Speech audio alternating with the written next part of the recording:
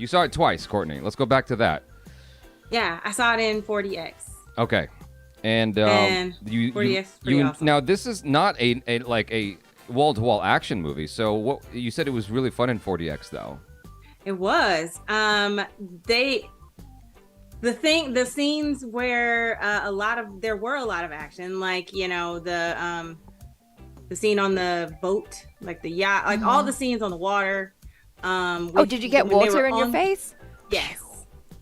You got water. Like when Shuri was going down. Okay, how much? This is a spoiler talk. This is a spoiler talk, guys. If you've not seen the movie, I want to make sure everybody before I say anything. So I was like stumbling, like, "Ooh, what can I say? What can I not say?" You can say all the things. My favorite part was when Shuri went down into Talokan. Talokan, yeah. Talokan, yes. That sequence, the chair was really like it started moving really, really fast, and it felt like I was floating with her. That part was really awesome. The battle on the bridge, with the cars and Okoye in the Challenger. All the scenes where the first scene with the helicopter when it was, when we didn't really see Namor, but he was in kind of shadow and he beat up they took over everybody on that boat. Mm-hmm. That part was just the chair was shaking all over the place. There was this guy next to me holding on to his popcorn like, oh God. Yeah, I mean that's the thing about 4DX that makes me a little bit like concerned is this. If it's too much, because we watched Mission Impossible like that, I think, and it was just like, whoa. Yes. It was crazy. For my birthday, and I almost lost my soda. Yeah. I have learned now to get a small drink it first, and have a water bottle at the top. Wizalande. How is your arm? My arm is improving a little bit, day by day, inch by inch. We'll get there eventually, but now it's my back. So, not sure why, but that's what it is. So, anyway, overall, just to refresh my feelings about Black Panther Wakanda Forever. I really, really, really liked it. Achara really liked it. Courtney and I have not talked about this at all yet beyond you telling. Yeah, everything we talk about in this live stream is our first time conversing about Black Panther Wakanda Forever.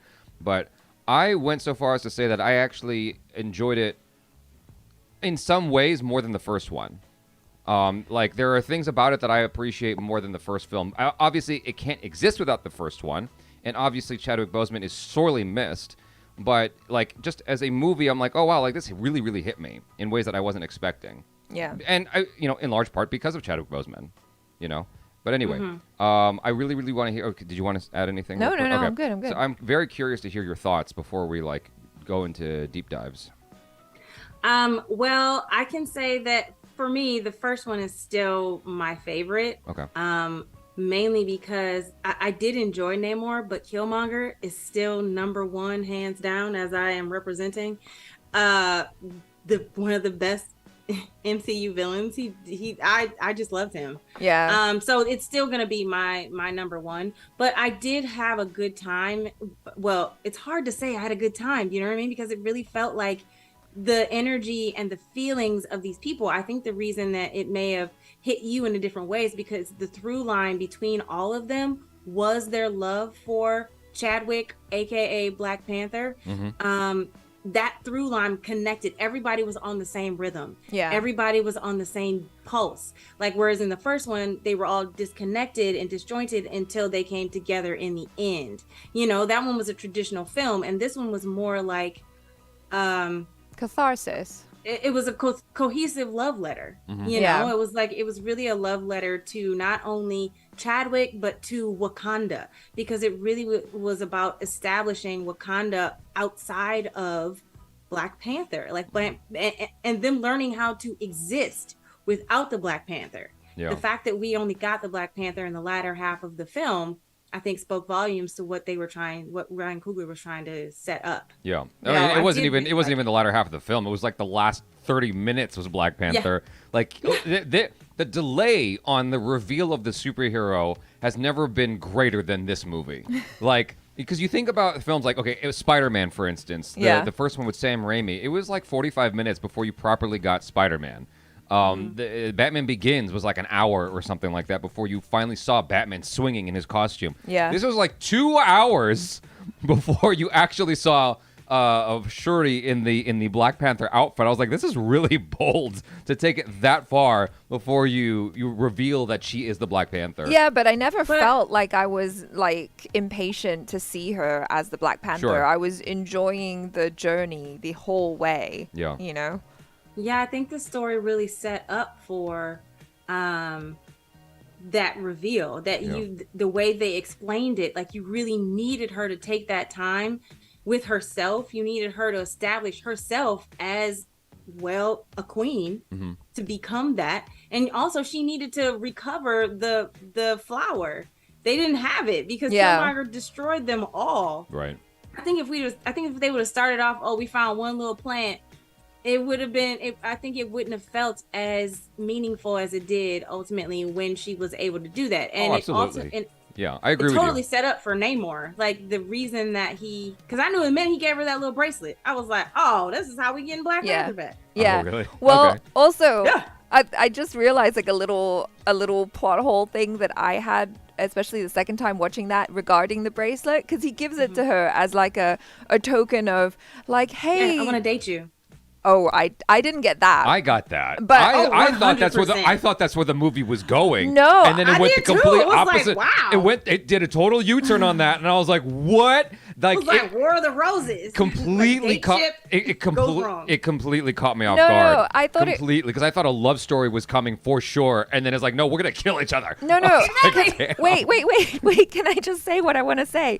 Sorry. So no, because I thought, when he gave it to her, it was like a symbol of unity, of like joining our two people, our cause is the same, right? Like you're on my team. And then when she's like, oh no, I would never do that.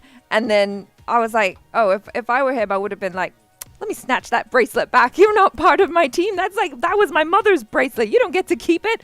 But I was like, okay, I guess we need it because she's going to get the heart-shaped. No. The thing about it is she was on her way out and he didn't know. Like, well, yeah. I mean, yes, to a degree, but like I feel like I would have been like, I'm taking back my gift. I don't feel like the dust had settled yet. I don't. Agreed. Yeah. Agreed. I feel like in that moment, it wasn't so much of like, it was more of him saying, this is what we could be together, and her reestablishing for him, yo, man, I can't condone you killing this girl. Right. Like, we can't be on the same page. Like, I still want to build a bridge, but as queen, as a princess of Wakanda, that goes against everything we stand for. Yeah. You know what I mean? So, like, I think he was still hoping that he was like, thought he had more time to convince her. Maybe. Let me do this real quick. Pratiksha Behara. Love you guys. Happy weekend. Same to you. Thank you. Love Happy you too. weekend. Abhishek Verma. Awesome movie for me. Top 3 of Phase 4. Just have a small regret. Paid 2 times for IMAX. Normal 3D with Dolby was enough. Hope for Aquaman level visuals. I don't think that this is a film that lends itself to 3D personally, because we had 3D tickets and I canceled it because after watching it at the screening, I was like, this doesn't feel like a 3D movie. Yeah, we watched it in Dolby. That's why I was really surprised when you said that it was a good 4DX film. I'm like, oh, okay. I don't think of it like that because for me it's way more dramatic in nature. You know. I can say I actually really liked the 3D. Oh, you liked it in 3D? I can agree. I agree with that. I don't necessarily know that 3D IMAX would have been. I think that would have been way too much. But I did like regular 3D. Yeah. Was beautiful. It just added a whole other layer to certain elements, especially like the whole water city and even like the way that the ship that the final battle was on, the way it was presented, it was like really larger than life, to the point that I was like, where the rest of y'all got this great big ship and you got this like 15, you got like 15 Dora Milaje and like 6 Jabari tribe members. Like, what you need this big ship for? How did you feel about that moment after Okoye is fired? I think that's a joke from Friends. Oh. When I think it's who says that? It's Bruce Willis who says it to Ross, I think. Hear me? Fired. Did you watch Friends, Courtney? Yeah. Okay. I don't remember that part. Yeah, I don't remember either. Well, it's when Ross discovers Ross is dating Bruce Willis's daughter, and you know. I vaguely remember this episode. Yeah. But anyway.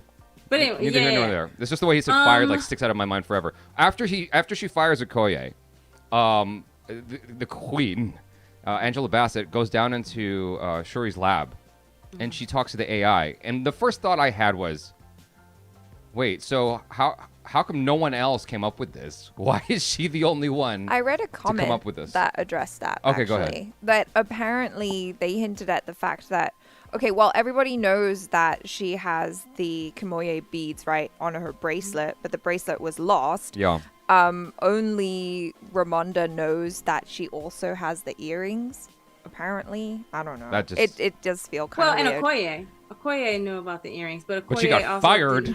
She got fired. Her ass got fired. Because that's what she was going to do. She was like, let me go and get her back. Yeah. Because she knew that she had the earrings.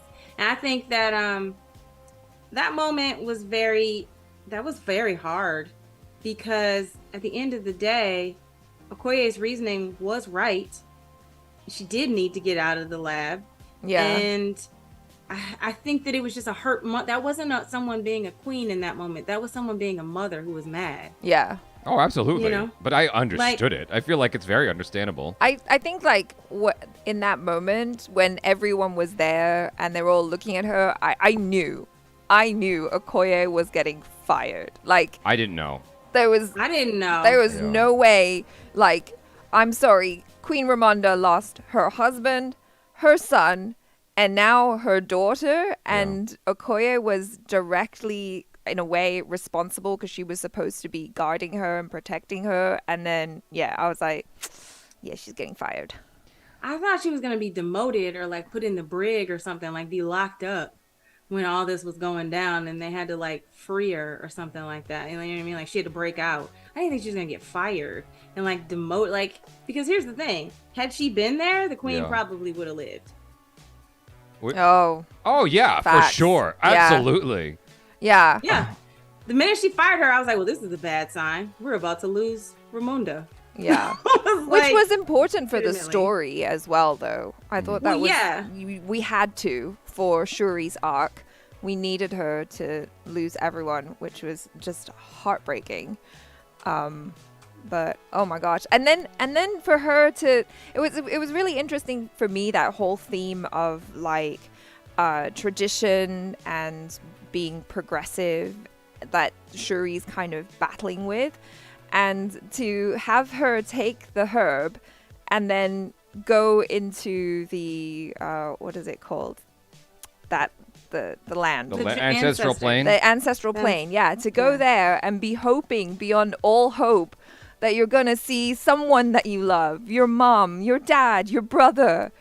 And like I remember the first time watching it, I was like, oh, it has to be Ramonda. That's why she died. They made it so that, you know, she could guide her from the ancestral plane, and then you see the little bit of black on the throne and it kind of looks like her hat, and I'm like, oh yeah, it's Ramonda. And then turns around and it's not, it's Killmonger. I was like, oh. So going back to what you were saying earlier, like kind of like we needed Shuri to lose everyone. I think the loss of her brother was a pretty solid loss. Yeah. I didn't necessarily think we needed to lose the queen, but I also understand that they were following the same journey that Chadwick followed when he lost. Absolutely. Yes. T'Chaka. Yes. Was it T'Chaka? I think it's I know his dad. Yeah. His dad. Yeah. So that was the exact same thing. So of course you were expecting to find the queen, her mother, there. Yeah. But when it turned out to be Killmonger, I was so happy. Yeah. I think I almost cried. The whole theater was like, "What?" Everyone lost their mind every time. Like in both instances, people were like, "What the fuck?" But hold on, I just gotta play this for you. Oh, real he quick. was so sexy. I gotta play this for you. He was real so quick. sexy. Hold on. I can't. Let me play this for you real quick. Flame. Fired. That's it. Okay, it's worth it just for that.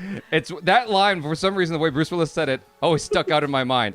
And so every time I think of Okoye, it's like, fired. It was such an emotional ass scene, man. It was so hard because she was like, I have given everything. Mm-hmm. But then to Ramonda's credit, like her saying like, well, I have literally given everything. Yeah. But at that point, she didn't know her daughter was dead. I mean, I think that I think that she was preemptive. You know what I mean? I think she overreacted in that moment. Well, here's the thing. It's like, so she just lost her son after just losing her husband, like you were saying, a year prior or whatever. Yeah. It's like, that's a lot. And then the notion 6 year prior. Well, so it's like that's it's still like like after she the lost thing. him twice because she lost him in the blip. Oh, yeah, that's right. Then he came back. Right. And then she Right. lost him again. And so, all things considered, I understand her being irrational. You know, I know she's supposed to be regal and the queen and all of that, but She was pretty damn regal though. Yeah. When Yeah. she walked into that. Sorry, I'm skipping ahead. The no, UN. all I'm saying is that I get where she's coming. It was a mistake. It was clearly a mistake, and it's not the right move, and it's not the move the audience wants. But that's why it's good. That to me is 100%. It definitely moved the story along because it was gut wrenching. Yeah. It was gut wrenching seeing Okoye, this person who is larger than life, stronger than, has no real physical, mystical powers per se, but she is a badass. She is incredible. Yeah. And to see her break, to see her with tears, like that was. Yeah, Woo! I thought that she handled that scene beautifully. Like when Beautifully. Okoye went down on one knee and was like, "Please, I'm begging you, let me keep Yeah. this. Like this is all I know." Like, is let me fix everything. it. Yeah. Let me fix it. You know. Yeah. But it was And also even like when they mentioned Daniel Kaluuya, because I was like, "Where is he at?" Yeah. I mean, I get he's probably working somewhere, but like they made it seem like he was in jail. yeah, he was in jail because he was a traitor. There was a couple things in the movie handled like that, where it's just like, okay, we're just gonna quickly say this thing to make sense of things. Yeah. Right. Because they showed you in the film on the bridge fight, on the road, that the Lockwood, what are they called? The wet people. Oh, the Talokan. Talokan. I said it backwards. The Talokan, right? The Talokan heal after stab wounds, right? They're like, oh, cool, we're good. We're gonna go back in the water and we'll be all right. When what's her name? T'Challa's girlfriend, Nakia. shoots the caretaker, the Talokan, in the cave.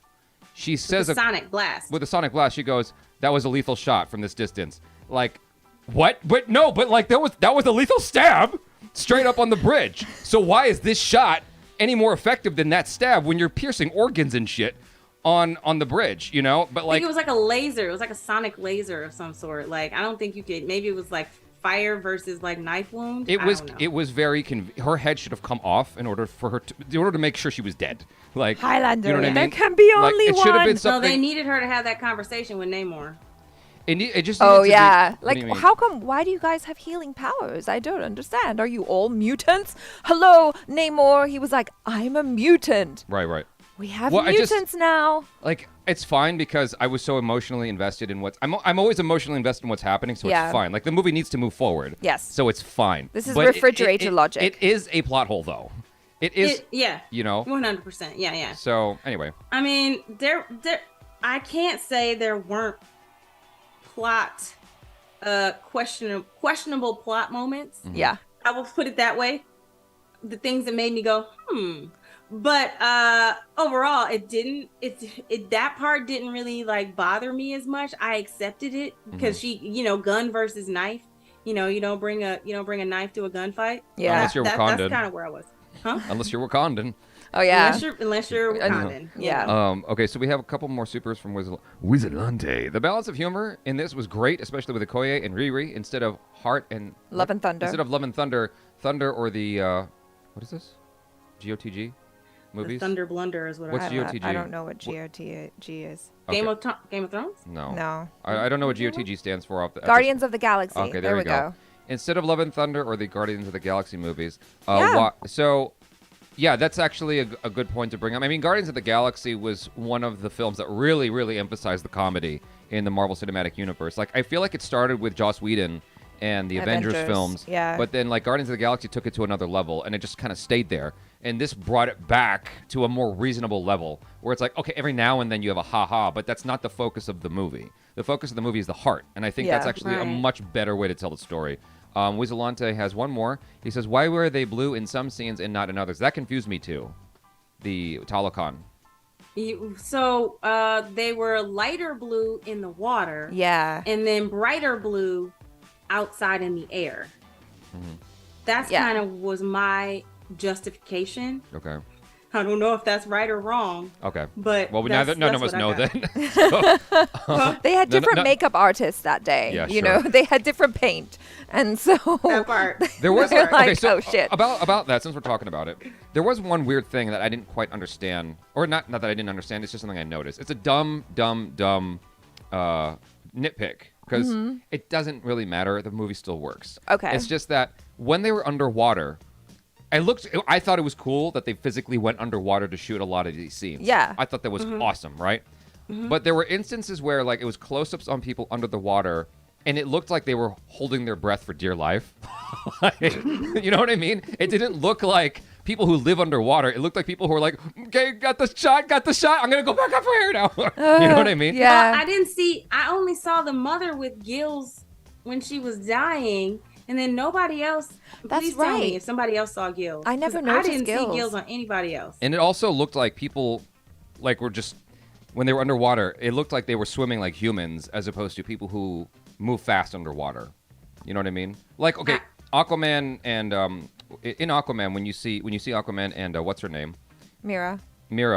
Moving underwater, they move quick, right? Right. The only one who seemed to move quick was our main Namor, yeah. Yeah, I mean, yeah, there are limitations, obviously, to shooting underwater because as humans, we can only move as humans. Does he yank them bitches? Underwater. Yeah. I mean, I don't know. It just seemed like they were all doing the butterfly. Yeah. Yeah, which is the without the arms. Yeah, it's They were just doing the legs. that's the fastest way to move underwater. Facts. No, Yeah. the fastest way is the Superman. No, it's the dolphin. You know. It's the Okay. Well, fastest anyway, way. let's see. So movie. This is from Oscar C in the chat, in the regular chat here. He says movie was incredible, but I feel like the death of CB changed the whole film.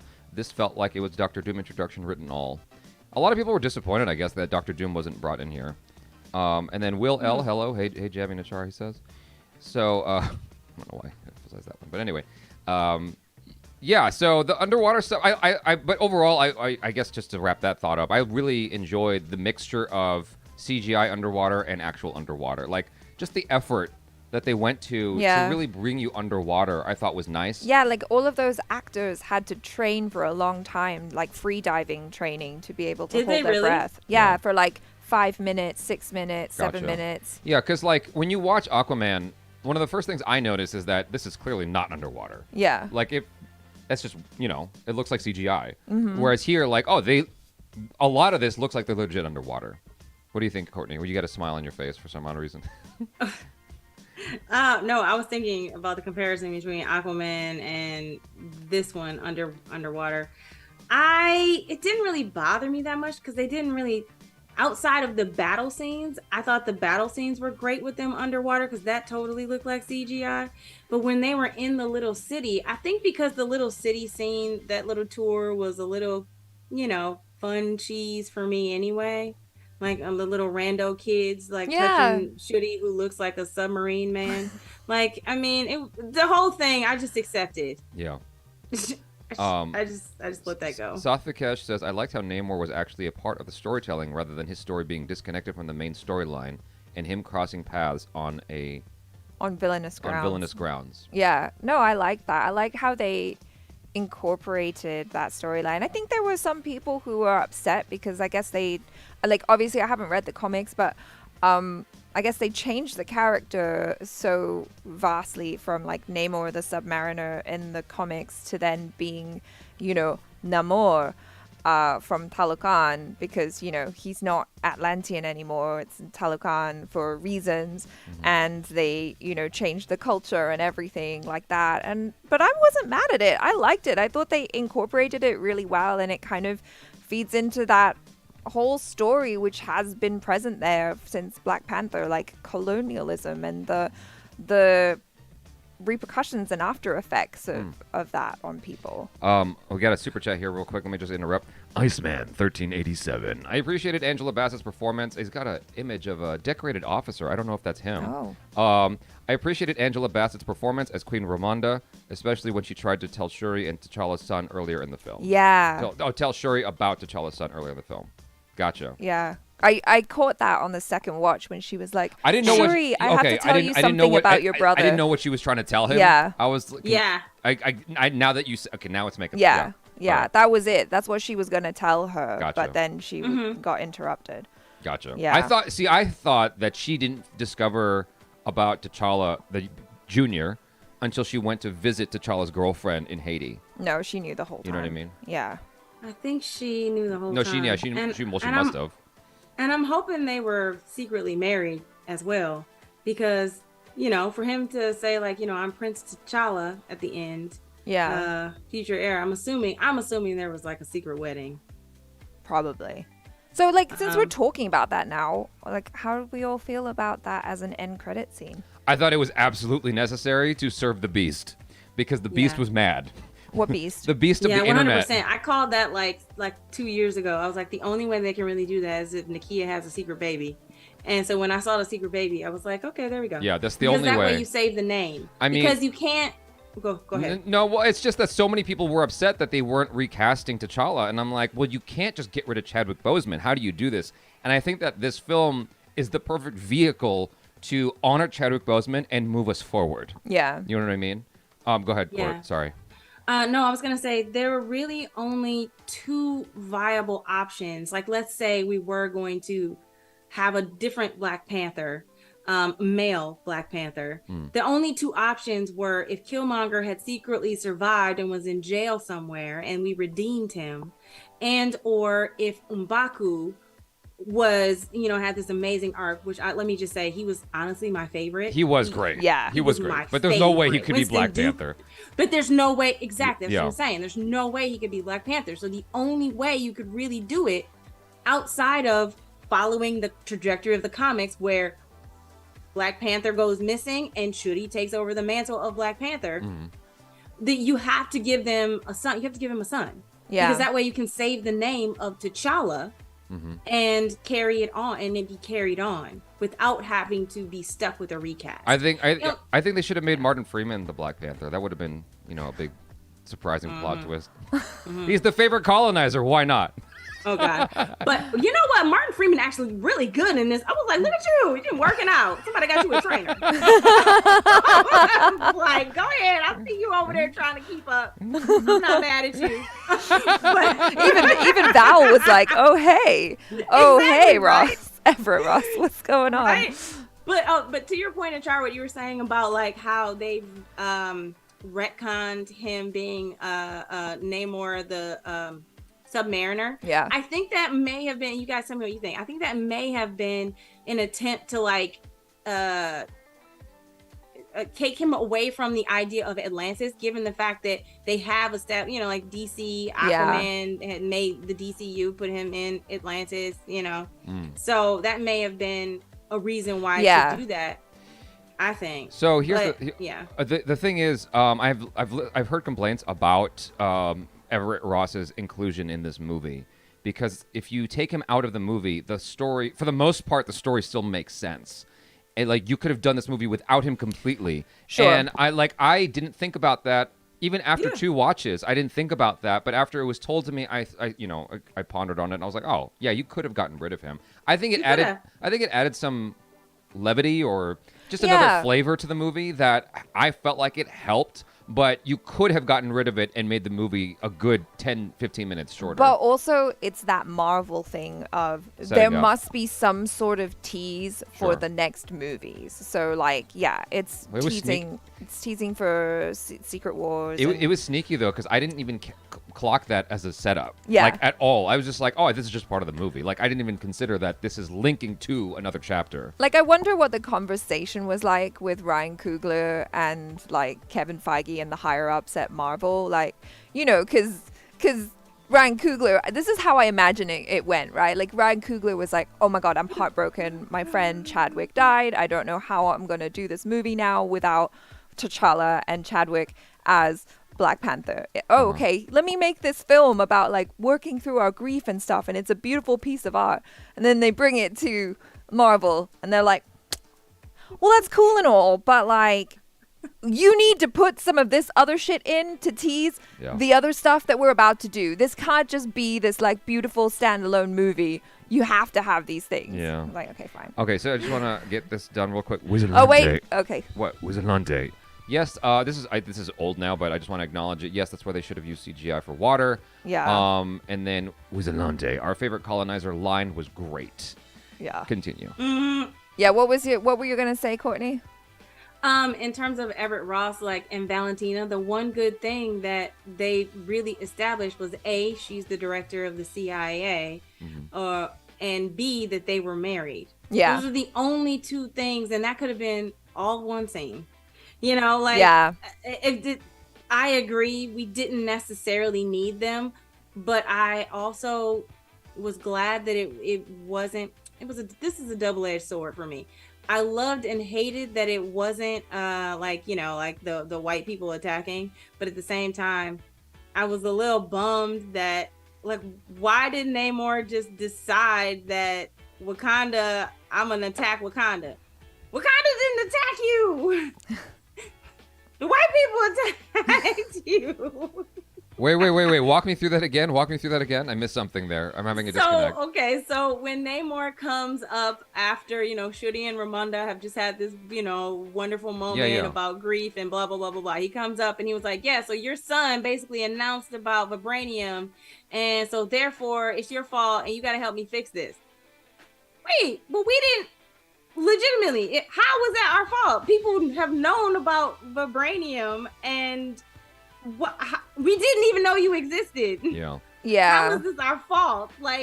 Well, it's not like she sent them there. She told them, "You're welcome to look wherever." I guess she did. Okay, that one line.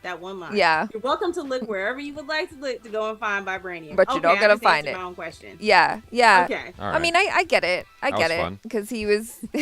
Shut up. But I do think that the one thing I was gonna say is that it a little bit bothered me is that you got the two groups, big people POC groups that are battling each other. I would rather they have battled some colonizers. I liked it. I think that's probably the next move, though, right? Because I saw some Yeah. people as well talking in the comments about Namor and kind of the repercussions of him yielding to Black Panther, right? And he has that conversation with Namora at Right. the end of the movie where she's like, why did you do that? Someone said here in the chat somewhere that he's plotting. Yeah. And it felt like that. Yeah. He seems a little bit, mysterious. He's over 400 years old. He's seen some shit.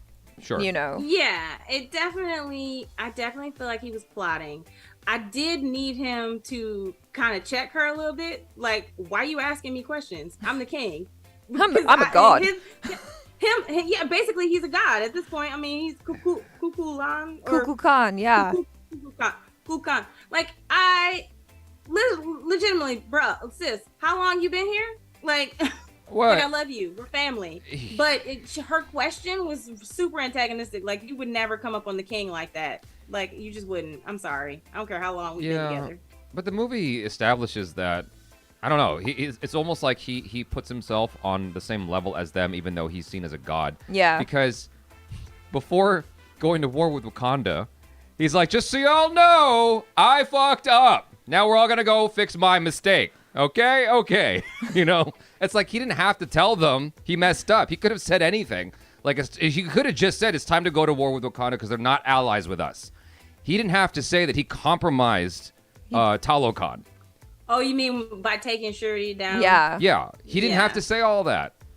But he straight up is shouting to his people, I've compromised all of us. And not one person there. That's a good point. Not one person there was like, yeah, that's a you problem. You go fix that. Yeah, nobody fired him. Exactly. Fired? No one. Fired? Yeah, nobody. So they're all like, yeah, whatever you want, we're going to do it. And then as soon as he shows up with Shuri, he's like, okay, we're cool now. So y'all be cool too. No one's asking any questions what happened? I know, it's They took a knee. so They many took a knee. people It was died. okay. Yeah, exactly. So it's like the end of a football game. Yeah. All right, everyone, high five each other. But all I'm saying is, it seems by him saying I compromised us and admitting that to everybody, I guess to me, he kind of puts himself on the same level as everybody else. So her chastising him and going, yo, what's up with this? Why'd you take the knee like that to the Black Panther? Yeah. That didn't actually rub me the wrong way. But I can see where you're coming from, I want to address some of the chats real quick just because I don't want them to feel neglected. Did you see the post-credit scene? This is from Ibrahima. I guess this means Avengers Secret Wars in BP3. If there is one, the kid will be the new Black Panther due to time travel and stuff. So I didn't even think about time travel and that, factoring in as a possibility to bring an adult Black Panther into into installments going forward.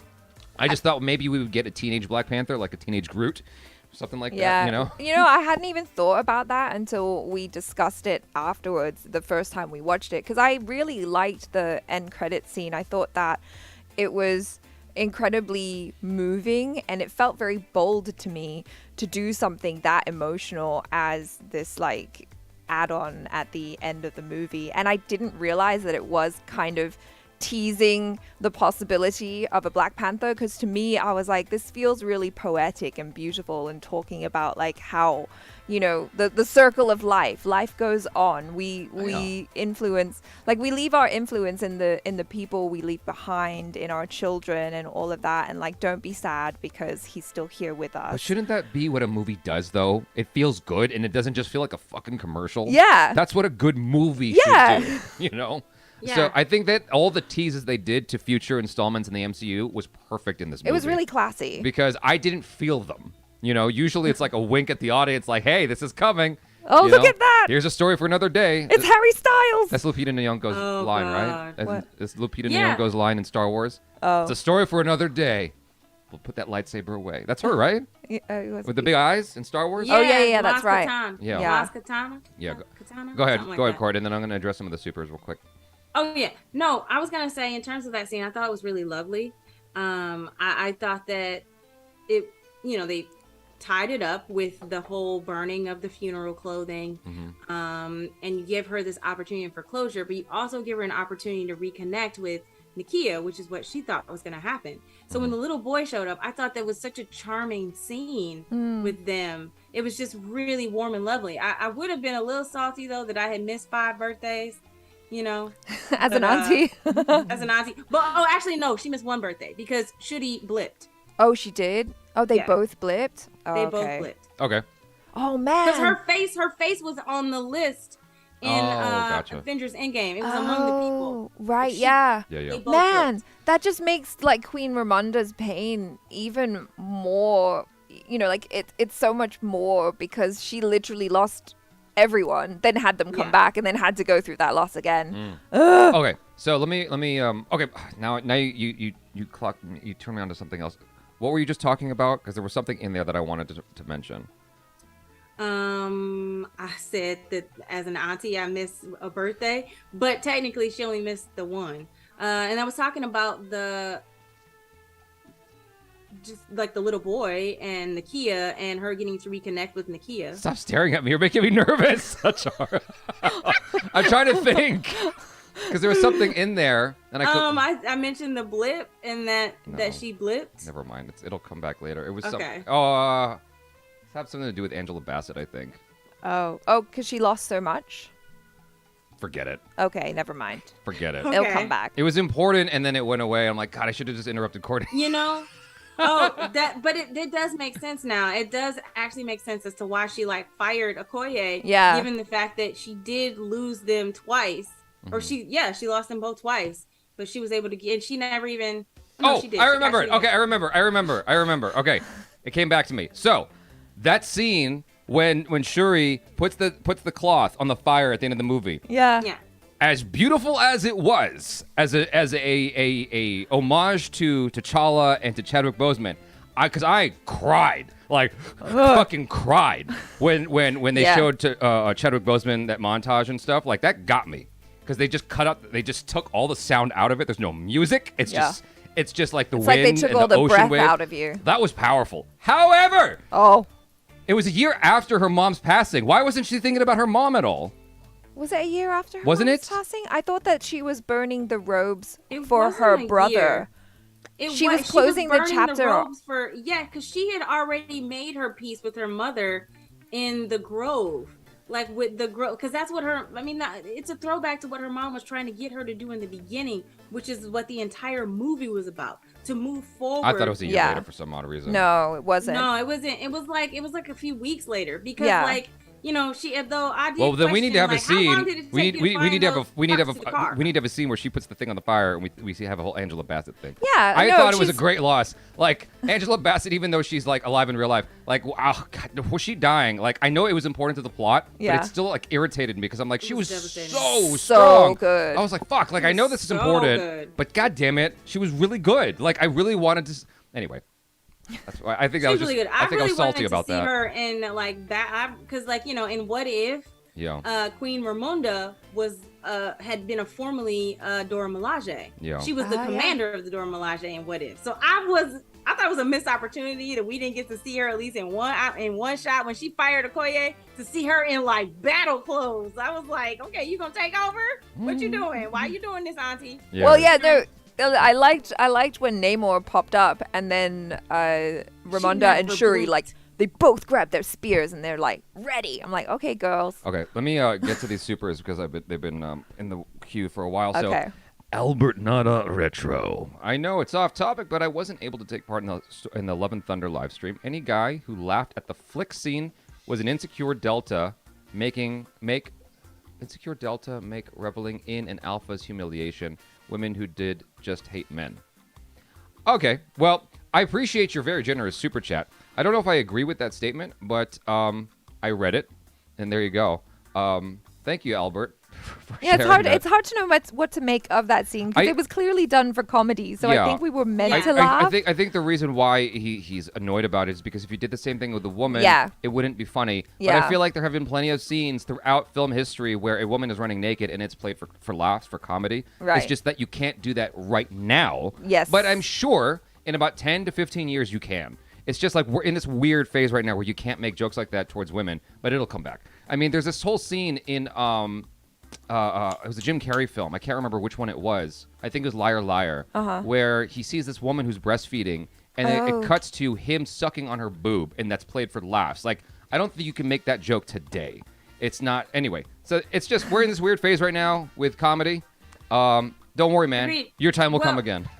Going back, Chris Hemsworth gave an interview that I watched and saw, and he said during the pandemic, he didn't have anything to, during that time, all he was doing was like working out and running and working out. Mm-hmm. And he was like, this is the best shape I have been in literally my entire life. He said, this is the one time I have an opportunity to do a scene like this because I look this good. It won't happen again. So we're doing it now. Yeah. So I don't know if that, if that helps at all, knowing that it was prompted by consensual. Very much. So, I think it helps in a significant way. But anyway, the internet is the internet. So never mind, Ray in the regular chat says, Jabby, I've been watching your videos and reviews for about 4 years. Just want to say keep up the good work. I'm proud of how far you've come. Thank you very much. Never mind, Ray. Really appreciate that. And then we have Devanand. What did you guys think about M'Baku being the next king of Wakanda, Black Panther, King, Queen being different people? So that's what that was all about. You didn't catch that? So I didn't really understand that. Shuri has well established that she does not care about tradition. Right, yeah. She just doesn't care about it. And so that means that her becoming queen, the rules are going to be totally different. And so he shows up to be king. But, does he get the Black Panther power also? Like, how does that work? That's the question. Yeah. I think he would make a good king. Courtney, chime in. Wait. He showed up, that was their tradition. He said she's not going to be here today. Yeah. I didn't take that as he is now going to be the king. He challenged. He said, I'm here to challenge everyone to be the king. Yeah. But who is he going to challenge when the challenger is not there? That's the point, is that no one would challenge him, though. Like, they showed us the scene. There's a lot of setup in the first movie. And that makes a callback. That makes a callback here, and I think it kind of sneaks up on you. For me, there was a lot that, I rewatched the first 30 minutes of Black Panther, and I was like, oh wow, there's a lot of callbacks to the first film, but they do it in such a way that it doesn't feel like, remember when we did this the first time? It doesn't feel like that. And so here, he's doing what he did in the first movie. He's showing up to take the throne, and he's like, anyone who wants to fight me, and I don't think anyone's going to fight him. So he is essentially becoming king. No? Am I off my rocker here? I don't know. Let me do a poll. I don't know. I did not get that because, like, when he had the conversation with Shuri in the, at her mother's funeral, he presented to her what the elders, asked him to do to open the Jabari lands so that the people could have somewhere to go. Yeah. Which was a great move, and she acknowledged that, she acknowledged that was on the table, but it seemed to me like he pretty much was saying, like, I'm not here to try and take this from you. Yeah. That I want to do this for the people of Wakanda. I'm here for your advice. Mm-hmm. You know what I mean? I don't think that he would just show up and be like, I'm king because she wasn't here. I feel like this was a conversation they had. If he's king, it's because she wants him to be. Yeah, No, absolutely. Yeah, she didn't want to be queen. She doesn't want to rule like that. She wants to be in her lab. And so that's why he wanted the throne. He's wanted the throne for a while. And so she's like, okay, it's yours. That's the conversation off camera that I thought they had. Yeah, I don't know. Okay, well, I think we need clarification on that. 75% of the audience seems to believe, 75% of the live seems to believe that he is the king now. Mr. Bobby Wright says, sad movie. I'm just acknowledging because Mr. Bobby Wright comments a lot in our videos. So, yes, it was a sad movie, and I loved it for it. And so, Super Chat, Rondale Roosevelt. Thank you very much for your generous super. Really appreciate it, man. He didn't say anything, but he just super chatted to support us here. Thank you very, very much. Really appreciate it. Albert Nada Retro. For the record, laughing at what happened to Huey and his Starlight in The Boys is disgusting too and shows a lack of character. I didn't laugh at it, but I can see why people laughed at it, and I'm not mad about people laughing at it. But everyone has their own taste, and it's clearly not to your sensibilities. Yeah. So it's cool. To each their own. Sam Bravo. Namor gave me big Magneto vibes, and I loved it. That's true. And then Albert Nada Retro. This is our last super chat right now. Just because it's supposed to be funny doesn't mean you have to laugh at it. Hemsworth lied. He didn't even like taking off his shirt in Ragnarok. Now I should believe he's okay with nudity. You're right. He didn't like taking off his shirt in Ragnarok. He did not. It wasn't Ragnarok. Yes, it was Ragnarok. He didn't like taking off his shirt for that. But I guess he had a change of heart. People change over time. Like, they don't stay. People, ebb and flow and change with time. They adapt, evolve. And Coolio used to hate Weird Al Yankovic, and then he dropped his beef with Weird Al. I was like, you know what? I'm being dumb. Your shit is dope. YouTube recommended me a bunch of Weird Al Coolio stuff the other day, and so I went down this rabbit hole of Weird Al and Coolio beef. Yeah. And found out that Coolio dropped his beef with Weird Al and actually apologized to him. Very nice. So people change is the point of that weird detour. I wanted to talk about this comment here from Sathvikesh Benhar. It says, did you guys realize Shuri's dialogue to Namor about revenge consuming her was almost the exact same dialogue said by T'Challa to Zemo in Civil War? We did, because we were sitting next to the human encyclopedia named Andrew Gordon, and he was like, that was exactly what Black Panther said to Zemo in Black Panther. Oh, no, it was in Civil War or whatever. I'm like, oh, yeah, that's right. You're absolutely right, you human encyclopedia. Ibrahima Diallo says, I just realized T'Challa was the reason for Killmonger's death, because when he stabbed him, and he was the reason for T'Challa's death as he burned the herbs, so Shuri couldn't heal him. Oh, poetic. So they killed each other.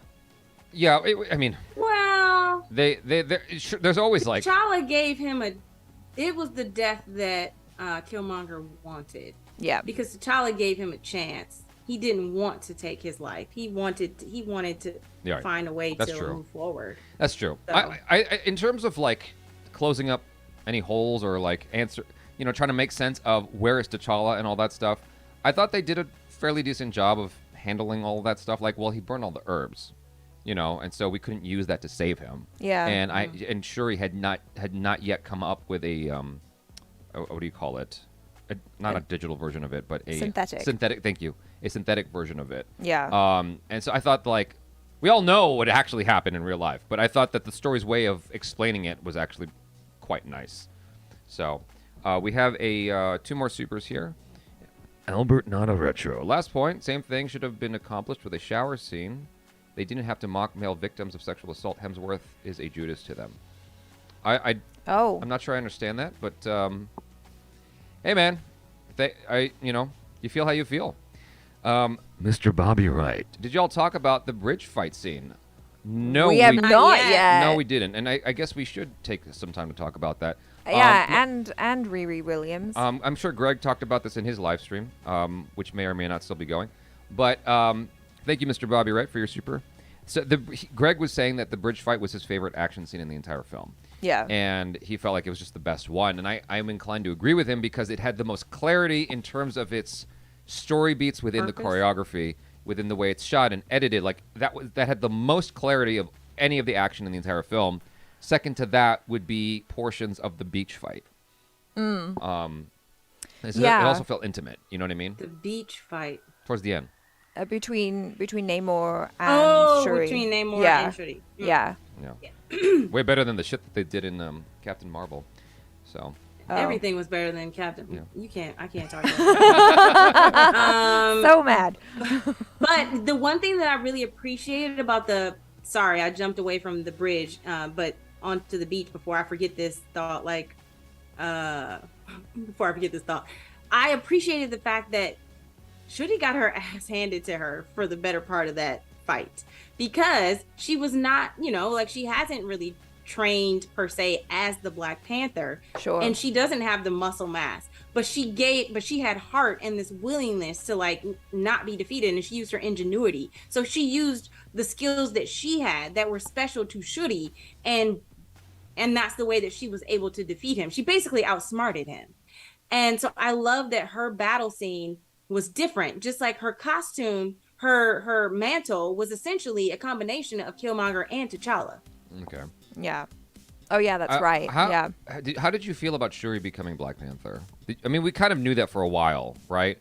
That she would become Black Panther. How did you feel about her as opposed to anybody else? Because we sort of touched on this earlier, and then we got away from it. Because for some reason, when I was watching the film, I wondered why T'Challa's girlfriend Nakia couldn't become Black, or his wife. Why couldn't she become Black Panther with her ping pong paddles? Technically, I think because it's following the royal family. That's what I said. It's kind of like they are the rightful caretakers of Wakanda, and it's in the comics. Okay, gotcha. For me, mainly, it's in the comics. Gotcha. Because she's the natural choice to be Black Panther, because she is his sibling, and she is the only one left in the family. And it's in the comics. I really took there were a lot of people that had a lot of challenges in terms of they should recast because Black Panther is really important to Black males. And I was like, as important, T'Challa was not just important to Black males, he was important to the entire community as a whole, females included. And equally, I think that Shuri represents that same thing, because yes, there's a lot of turmoil that's happening, but it's not just happening to one, it's happening to all. So give Shuri a chance. I think that people just need to give her a chance to represent, and I think she did a good job. Yeah. I think Letitia Wright, overall, her performance was beautiful. Yeah. Especially given everything she went through. Given the fact that motorcycle chase on the bridge is what happened. That was a severe injury where she broke her collarbone and broke some ribs. Oh, in real life? Yeah. In real life. Oh, shit. I didn't know that. Yeah, I didn't know it was that they scene. They had to shut down. Yeah. It happened on the B unit shoot. So on the B unit shoot, she broke her collarbone, broke ribs, and just was severely injured. And Ryan Coogler and Kevin Feige came to see her, and that's why they shut down. Gotcha. They shut down Wakanda Forever for 3 or 4 months. Oh wow, okay. While she was recovering. Gotcha. And it was that motorcycle scene. Gotcha. That was a dope scene, though. Yeah, it was. It was amazing. It all worked out in her favor, I guess, because she came out looking pretty dope. I mean, she did. They shot a whole lot without her. The scene when she had the thing over her face when they were walking for the funeral. I was pretty sure that was somebody else. We need to talk about Ironheart at some point, but I want to address a couple things real quick. So someone here, Joe Sachin, says M'Baku never wanted to be king of Wakanda. He wanted Wakanda to look after his tribe, but after T'Challa gave him a vow in Black Panther 1, things are changed. Okay. The real McCoy says, I love that bridge fight scene. Yeah, it was so good. I mean, a lot of the fight scenes in the movie I thought could have been done better. I was super frustrated in that first fight scene where they go into the outreach center at the French soldiers or whatever. And you see the Dora Milaje come out, and they're being complete and utter badasses. But the way it's edited, it's like so close, you can't see the full extent of their movement, and it's cutting between shots so much. And I'm like, no, I want to see them like perform. They worked so hard on that, and we're not seeing the full extent of all their hard work and their badassery. Right. No, I agree. Yeah, and I wanted to see more of Michaela Cole. I really loved the character. I really loved Aneka. Yeah. And the fact that they paid honor to the comics, because in the comics, I don't know if you know, like Ao is gay. And she was in a relationship with Okoye. And so I was like, so when in the first one Okoye had a husband, I was like, hold up. Okay, Daniel Kaluuya. All right, cool. I like you. You were all right. You know what I mean? But so when they brought in Aneka for Ao, and they brought that in at the end, I thought that they introduced that at the end. I thought that was really lovely and a great homage to that comic. Real quick, I just want to address some of these. So Devanand. Also, did you guys notice that the Shuri suit had gold and black like Killmonger rather than black and silver like Chadwick? I did not clock that. Yeah. So thank you for sharing that. And then But in the end, wasn't it that's like what I was saying. That's what you were saying. But in the end, wasn't it that she had both silver and gold together? Yeah. So she always had. Her costume had silver and gold to represent both of them. Rondale Roosevelt. T'Challa's son will be playing in Young Avengers. That way, he could be introduced to Storm. Ooh. Interesting. I love Storm. Mark Daza. Thank you for your super. He retracted his message, so I don't know what he said. Devanand missed one of my supers. Just read it. Albert Nada Retro. He's got 2 supers. Explanation. When Zeus flick Thor naked. This is fun that we're still talking about this. Explanation. Just gotta get it off his chest. When Zeus flick Thor naked, it was non-consensual, therefore sexual assault. True. I know what was said in following scenes, convenient dialogue. Thanks for hearing me out and letting me vent. No problem. Yeah. Albert. Anytime you want to vent, please feel free to do so. No, I mean, that makes sense. Happy to have you here. We need contrasting voices to shake things up. So, Mark Daza, do you think that Val's involvement will lead to Thunderbolts destabilize Wakanda and steal vibranium in their movie at Phase 5? I'm sorry, can you repeat that? Can you say that again? That's definitely a Courtney question. Do you guys think that Val's involvement will lead to Thunderbolts destabilize? We'll lead the Thunderbolts to destabilize Wakanda and steal vibranium in their movie at Phase 5. Did I say that wrong? Interesting. No, okay. I don't know. I think that the Thunderbolts, now that she knows that she actually doesn't know about like Namor and that crew, but I do think that if they bring it into Wakanda, it would be that would be an amazing fight. I would love to see Yelena and Okoye. Oh, yeah, that'd be pretty cool. But yeah, also just with the way Val is and how like tricky she is, I wouldn't put it past her. I reckon she might be able to do some damage. I have no comment on that because I'm not as in touch with like the deep lore. I just follow the movies, but it's a setup for a reason. Yeah, is all I can gather from that. Like they introduced her at the end of Black Widow. Yeah, so many black things in the comic book movies. Black Widow, at the end of Black Widow, they introduced her, and you saw her in which in show the was show it again? Falcon and the Winter Soldier. Yes. And then here, and so like they're giving us more and more of her as the chapters go on, and so I would imagine she's gonna have a really big role in the stories to come. So yes, is my uneducated, uninformed answer. Okay, so Mr. Bobby Wright asks, is this the first time they said mutant in an MCU movie?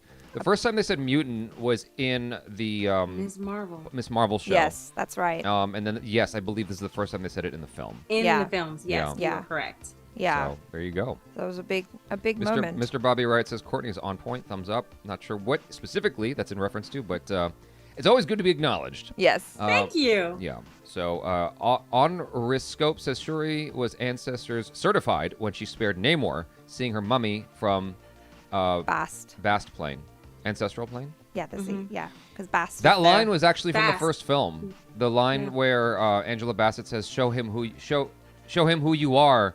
That line was spoken to T'Challa when he was fighting M'Baku. And so she says the same thing here. I thought that was a nice callback to the first film. Oh, that really is. Yeah. That's beautiful. Yeah, it's beautiful. They had like a lot of little nods that were super subtle, which was really nice. The one thing about the beach fight, and I don't know if anyone commented about this in our spoiler review from the other day, but I wish that in terms of the story of the fight for the end between Namor and Shuri, I wish that she chopped off his foot wing while they were still in flight, because when they get to the beach scene, she's knocked unconscious, right? And Namor's flying in the sky. It's like, okay, you've established that he's all right, and he could easily go to the water and get rehydrated before coming and punching her in the face. He didn't though. He couldn't fly high because he couldn't fly high. Well, his priority was punching her in the face rather than getting some water, which seems silly to me. It's like she was out. He was overconfident, I think. Yeah. Maybe. Yeah, I think that part. I think he was overconfident. He's like, she's just a little skinny girl. What's she gonna do? I don't know. He didn't realize that her suit was absorbing all of the blows to then pew! Yeah. Blast Speaking out. of her suit heals too. Apparently. Is that what? Yeah, because she got it's closed stabbed. up, so yeah. it's like it feel like the material closed up and maybe was staunching the bleeding. Yeah. Per se. Maybe. Yeah, that was. Yeah, I would that was my imagine There impression of wasn't it. much of her, so it had to hit some organ.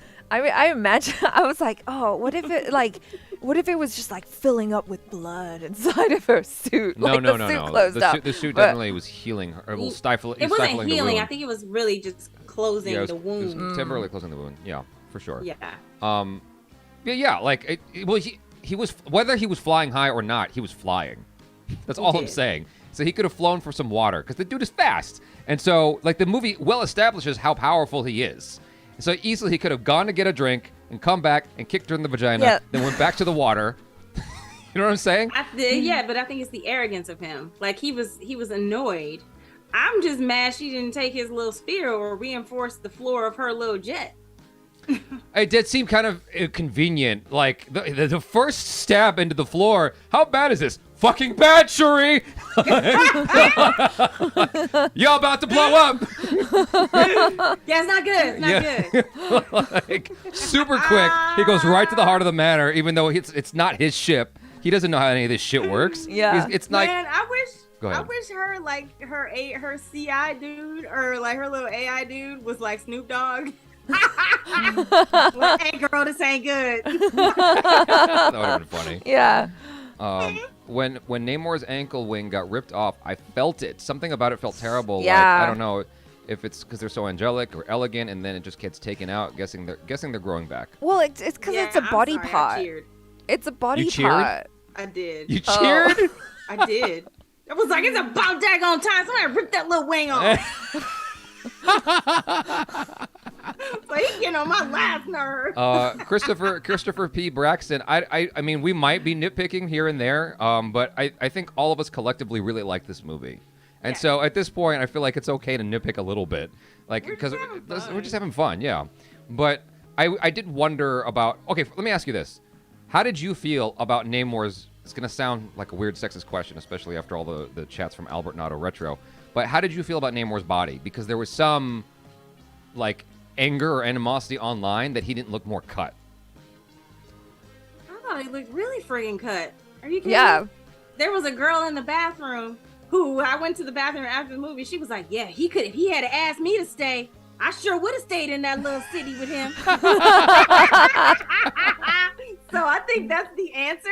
Okay. Yeah, I I'm gonna want. use her answer as my own because I had no problem. I was like, hey, why he has these little shorts on for so long? Does he not have a battle outfit? I You know what couldn't mean? I help would like but to see check it out his junk every time on the big screen. I every was like, single time. hello, Sure you. did. There's some tight little shorts there. tight I'm little sorry. shorties. Yeah, I have to look just to make sure. he Is should've- it all he should've- hanging out he in a should've had nice way? He His should have. thighs were amazing. Well, Yeah. Like, On that I don't know note, what you. Yes, I approve. on that note, he should have had a line like "Anaconda forever." Damn. Yeah. But Stupid. you know, I wonder. I wonder if it was men who were being judgy about his body, because I feel like every single woman I've spoken to about it has been like, "What are you talking about. Like, I thought he looked really good. I actually appreciated that he wasn't like, so cut. Like, to me, he just looked strong. He looked formidable. Like, his thighs were thick, and I was like, yeah, he looked like he could kick your butt. Like, he could carry some heavy shit. His back looked really strong. Like, he had me signing up for some extra swimming lessons so I can learn how to get down to Tenoch. Yeah, I honestly didn't think about how his body looked too much. I mean, that is something that, because someone here said something like, what guy here is Mr. Bobby Wright. I wasn't paying enough attention to his body to know his powers underwater world was cool. Yeah, he was awesome. Someone was saying like what guys are paying attention to that. I forgot. It might be right in front of me and I can't see it, but that is something I do notice sometimes. Like when Chris Pratt, he got more built for Guardians of the Galaxy, but I still felt like, well, that's not like superhero built. And I think my brain is just trained for that in general. And so it's like I'm kind of undoing that conditioning myself when I'm watching movies, because I do want to see these guys look like when I watched Batman or The Dark Knight Rises, and what's his name? Great actor, I forgot his name, who plays Bane. Tom Hardy. Tom Hardy. He didn't look like muscular. He just looked big, and that did bother me at the time.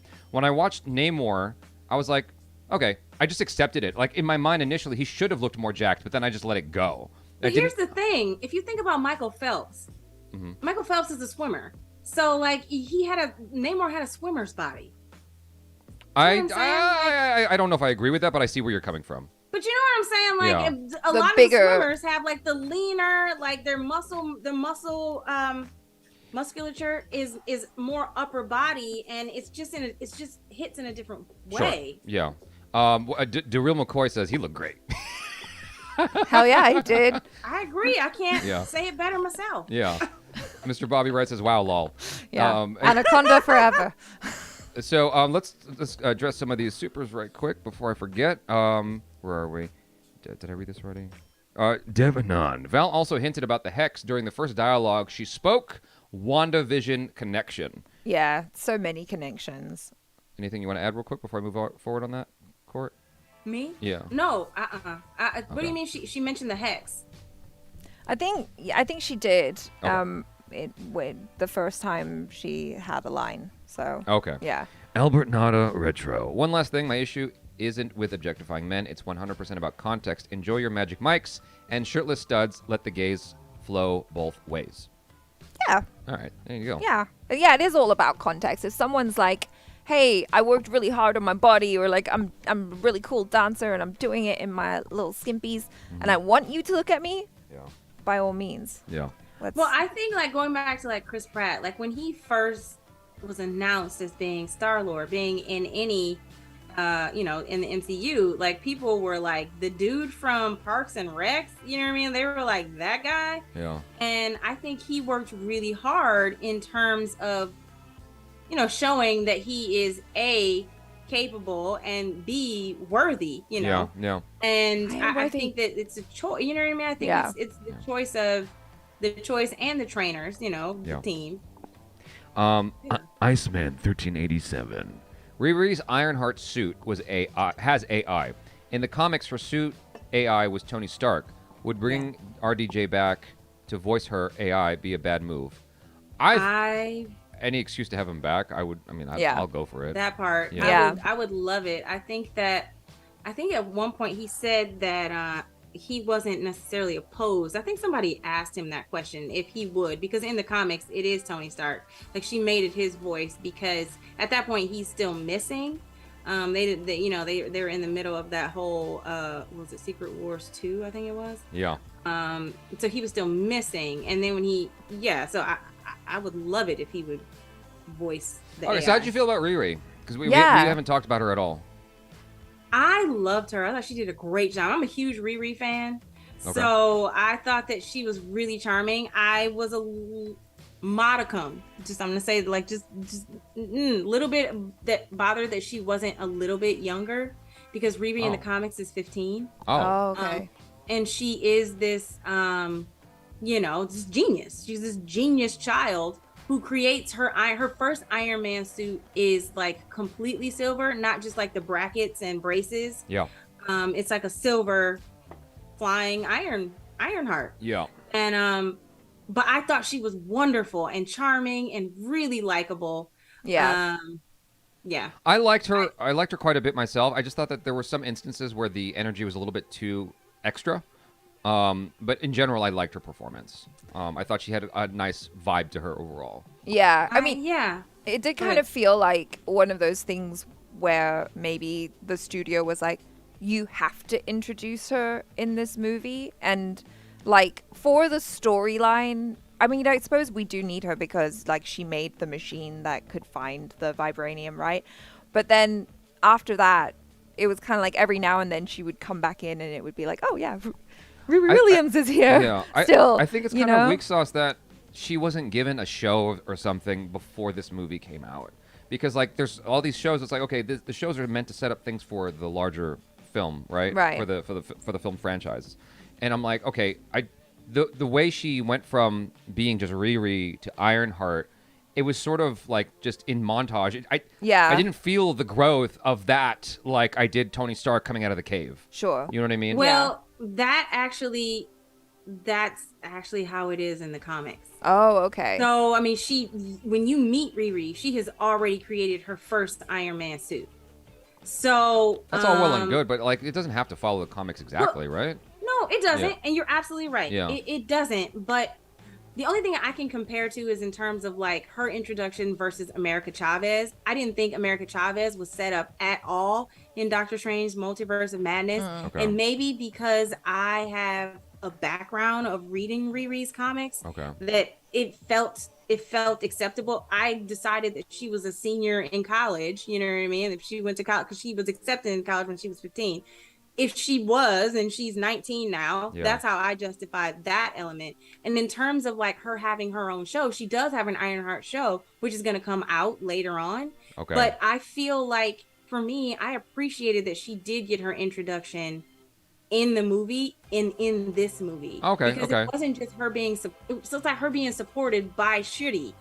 She, you know what I mean? Like then potentially we'll see Shuri in Ironheart. No, I get you. They were really cute together. Yes, I thought they they were. had a nice chemistry. Yeah. It's just that when we've talked about Black Panther, the multiple times we have, Riri is the last thing that we talk about. It's true. Yeah. And there must be a reason for that. Like it's just there's something not quite as effective as I was hoping it would be. Well, especially with the way she was pitched in the trailers. I think it's just because for us as we're watching the film, the main theme of it is like loss and coming out the other side of it, and her little storyline is just like this little add-on, you know. So when you think about the main thing, you're thinking about like all of those emotions. You're not really thinking about like Riri Williams' Ironheart. Like she was the perfect amount. Like going back, there was too much America Chavez, as opposed to there was just the perfect balance of Riri. She was there to serve the story. She was there to move the story forward. Gotcha. I was more angry that like she built this machine for her metallurgy class and her professor stole it and sold it to the CIA. Hi, I'm about to sue you. What do you mean? Like you keep stealing my designs and then you got people got flying fishmen trying to kill me. Yeah. I got a problem. Jonathan Cummings. I thought it was just enough of her like banter. Jonathan Cummings says, yes, it was men, a bunch of those racist trolls crying about his being Mayan instead of half white mutation. They were trying to find everything wrong with the character and tear the version down. This is going back to the conversation about his body. Mm-hmm. Yeah. And I am curious, Court, from your perspective, because I know that you're a purist when it comes to the adaptation of characters. You don't like too much being changed. How did you feel about Namor, his ethnicity, his whole background being different from the comics? I was okay with that because I thought that they justified it, you know, and I also understand that they're trying to also not just introduce Namor, they're also trying to introduce the mutants. Mm-hmm. Yeah. So if we could get whatever we got to do to get those mutants in, I accept. You were right. I'm like, I'm okay. You're right. Apparently, Shuri's AI is voiced by Trevor Noah. I knew it. I turned to him in the movie and I was like, that's Trevor Noah. And you're like, no, it's not. And I'm like, it totally sounds like Trevor Noah. I'm sure that happened because he complained at one point. Why? Because of the accent? Because he's such a famous person in America, and he's from Africa, and he's like, you're not going to include me in Black Panther? What the fuck? Yeah, why wasn't it? I mean, I know Trevor Noah does like comedy stuff on Comedy Central, but every time I saw Anderson Cooper pop up, I was like, you mean to tell me we can't get like Gail can't, I don't know, somebody, maybe, I don't know. Trevor Noah totally deserved to be in these movies. Yeah. 100%. Absolutely. Like, it's his... Especially given the fact that he's African. That's what absolutely. That's what I'm saying. So, he totally deserved it. So, that's cool that he's got a spot, in that way. We have two supers I just want to address real quick. Abhishek Verma. Nitpick. Riri felt more of memer than Prodigy. Well, yeah, she's definitely Gen Z. Yes. But that's fine. I don't know. The first time I heard that joke about like Okoye's makeup being ashy, I laughed so hard. I don't know. I think it was just because I was like, it just her how that one comment just kind of made her just kind of break a little bit because she thinks she's cool, and she finds out she's not as cool as she thought she was. Yeah, she's like, wait, what? Because it threw me because I was looking at it and I was like, it didn't look ashy at all, though. At all. I wish they had made it. I understand it. I think it was more so. This is how I justify it to myself. It was her attempt to cover up her tattoos on her head. Yeah. And so when I saw her in the scene where she was fired, I noticed them again, and I was like, "Oh, that's why. That's why they had that whole like Fenty joke." And they wanted to mention Rihanna, the other Riri, who had her song at the end. I think that was also it. Ricky Luke Cage Jones. Literally, the whole thing about recasting was about having strong black male roles in the movies. There are 5 strong black female role models in the movie, but little boys only get 1. I guess that's fair because what's his name? You got M'Baku. No. Hold on. From Avengers. Why can't I remember his name right now? Falcon? Anthony Mackie. Not Anthony Mackie, but the other one. Iron Man's best friend. Oh, yeah, Don War Cheadle, Machine. Don Cheadle. Yeah. So like Don Cheadle is not as emphasized in the MCU, and we are just now getting Falcon. Or who's becoming, Captain America. What 5? Are they talking about the 5 that were in this particular movie? I think they're talking about in this movie specifically. Because this is the first movie that these 5 women have been, I mean, other than Okoye, and Shuri had like a lesser role, but other than that, this is the first time they've ever really been like forefront. Yeah. So this movie, I 100% agree with you. But in terms of that, we have we have Monica Rambeau and Shuri as of right now, and Okoye as of right now. And we haven't introduced Monica Rambeau was in WandaVision, but we haven't seen her since then. And we're gonna get her in the Marvels, but that's it. Yeah, Monica Rambeau is one. Yeah, I'd say that it's not like that, dude. That's the easiest way to put it. In this movie, I understand what he's saying, but at the same time, Black women have not had any other than Storm for like the last 20 years. So like, you gotta give us one. Give us another one. Yeah. Yeah. I mean, wait. So are we just talking about this movie then? I guess it has to be. Yeah, I guess so. Yeah. Okay. Well, it's M'Baku. But I guess he's more background. I mean, there's M'Baku, there was Killmonger. Granted, he was an anti-hero, but he was still, I mean, like all of Black Panther 1 was predominantly M'Baku, Daniel Kaluuya, Chadwick, obviously, and Michael B. Jordan. And then we had the Dora Milaje, who were seen mainly walking around, battling behind him. But for the most part, the only one who really had lines at that time was Okoye, Nakia, and Shuri. Gotcha. And Nakia had more, I think, than Shuri at the time, because Shuri was just in the lab. Yeah. So Joe Sachin said something interesting in the chat. He goes, I think this movie will not work for everyone. I went to this movie with a friend who has no idea that Chadwick was dead in real life. He felt so frustrated about this movie. And because I saw some conversation somewhere, I forgot where, about people in in flyover states or whatever, who might not even realize Chadwick Boseman's dead. And I was like, how would you not know? And but I'm in such a bubble. I'm in the LA bubble that I'm not thinking that there are people who just might not have noticed. like even going back to the conversation earlier guess about if they're Coolio and too Weird fair. Al, there were people in the comments who were like, "Wait, Coolio's dead? When did he die?" Like, no, there's a lot He of just died though. yeah, but just there recently. are people who had no idea, right? And Yeah. so likewise, I guess I can see because like I'm watching Marvel films all the time. I'm going to know that Chadwick Boseman died. But there Yeah. are people who aren't as invested who probably like it was Yeah. a fleeting thing they didn't pay attention to. I could see how that could be frustrating if you Yeah. came in for a Black Panther movie and you thought you were going to see Chadwick Boseman as Black Panther, and then right at the top be like, he died, and you're like, wait, what movie am I watching? Yeah. Well, then that just says to me they didn't watch any trailer. Because if you watched that trailer and Yeah. didn't understand what was going on, I think you could have done a little bit of research just True. to find out like what are they talking about. It's obviously a sequel. But First off, I do understand it's a there are sequel people- though. It's a sequel though. There's It's certain like, people. you- Yeah, you- there's certain people that if you're walking into a sequel with no knowledge of the first movie, that's on you. Like that's legitimately. yeah. Yeah. You know what I mean? You don't even need all of the MCU films, just the first Black Panther movie. Anyway, Lol Gay says Ryan really did a good job of giving tribute to Chadwick. I agree with that. Yeah, it was beautiful. And so we have a couple supers. And Mark Daza. The music and sound design were amazing in the movie. I Yes. agree. I Yes. thought, Agree. yeah, watching it a second time, I was like, the music is super, super well done in this movie. So Yeah, I mean, Ludwig Göransson, I'm just like, he is amazing. Yeah. Like, his work in the first movie was incredible. His work in The Mandalorian was so, so good. And then again here, and I love the soundtrack as well.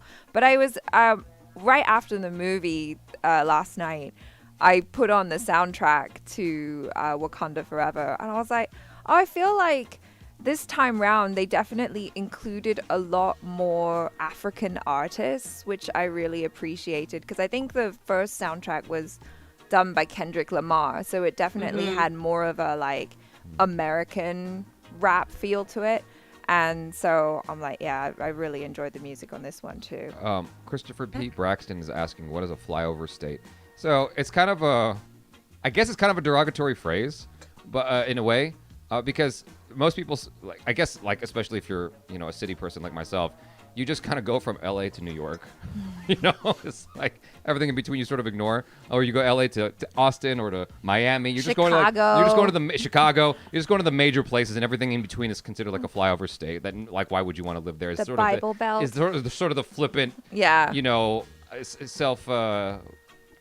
Aggrandizing? self-aggrandizing attitude about the whole thing. It's like kind of full of yourself sort of statement to make. So I apologize. That's the joke. But anyway, so do you had something you wanted to say about the music? Oh, I was gonna say, like in the first one with it being Kendrick Lamar, I think it really spoke to the fact that it was a conversation between Killmonger and T'Challa, Yeah. or really the debate between the African state versus blacks in America. So it really kind of like lend itself to that whole argument, and that is why I think it was supporting that. But right now, given the fact that it's literally called Wakanda Forever, and we spend the majority of the time within Wakanda or its borders, I think that it would have made the most sense to have African artists featured. Gotcha. Yeah. Luxshun says Nakia deserved a better story. She felt very one-dimensional in this film, which sucks because her character has so much potential, especially since she bears T'Challa's child. Hope they do more. What do y'all feel? I thought that I liked that they brought her back to her super spy roots.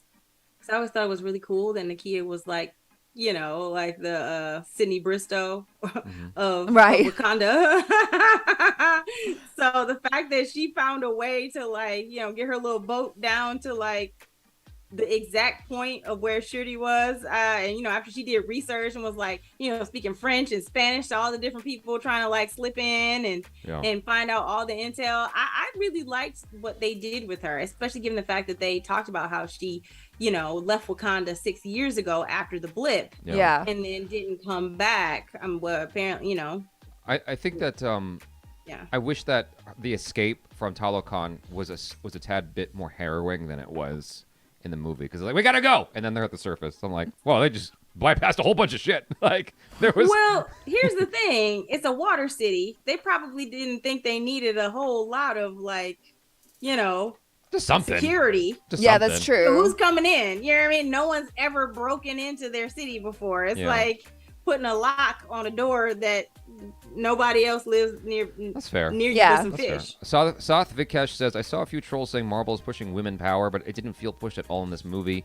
Shuri needed to be the Black Panther, and her leading the movie was so organic. I loved it. I agree. I'm I glad- didn't yeah. feel like I was getting shoved with a bunch of vagina power I'm just a girl. when I was fight watching scene. this movie. Yeah. Like, it felt like I was just watching a film about characters going through some shit. Yeah. Like, that's what I felt watching this. I didn't feel like it was any agenda was being pushed on me. Maybe it was, and I didn't notice, but No, but like that's No, the I best don't- way. I think like anytime you want to do something where you're like trying to put, I don't know, like minorities or whatever front and center. I think the most important thing is to just make them interesting characters with interesting arcs and Yes. stuff, and then all that other stuff about who they are, what their gender is, their sexual orientation, whatever.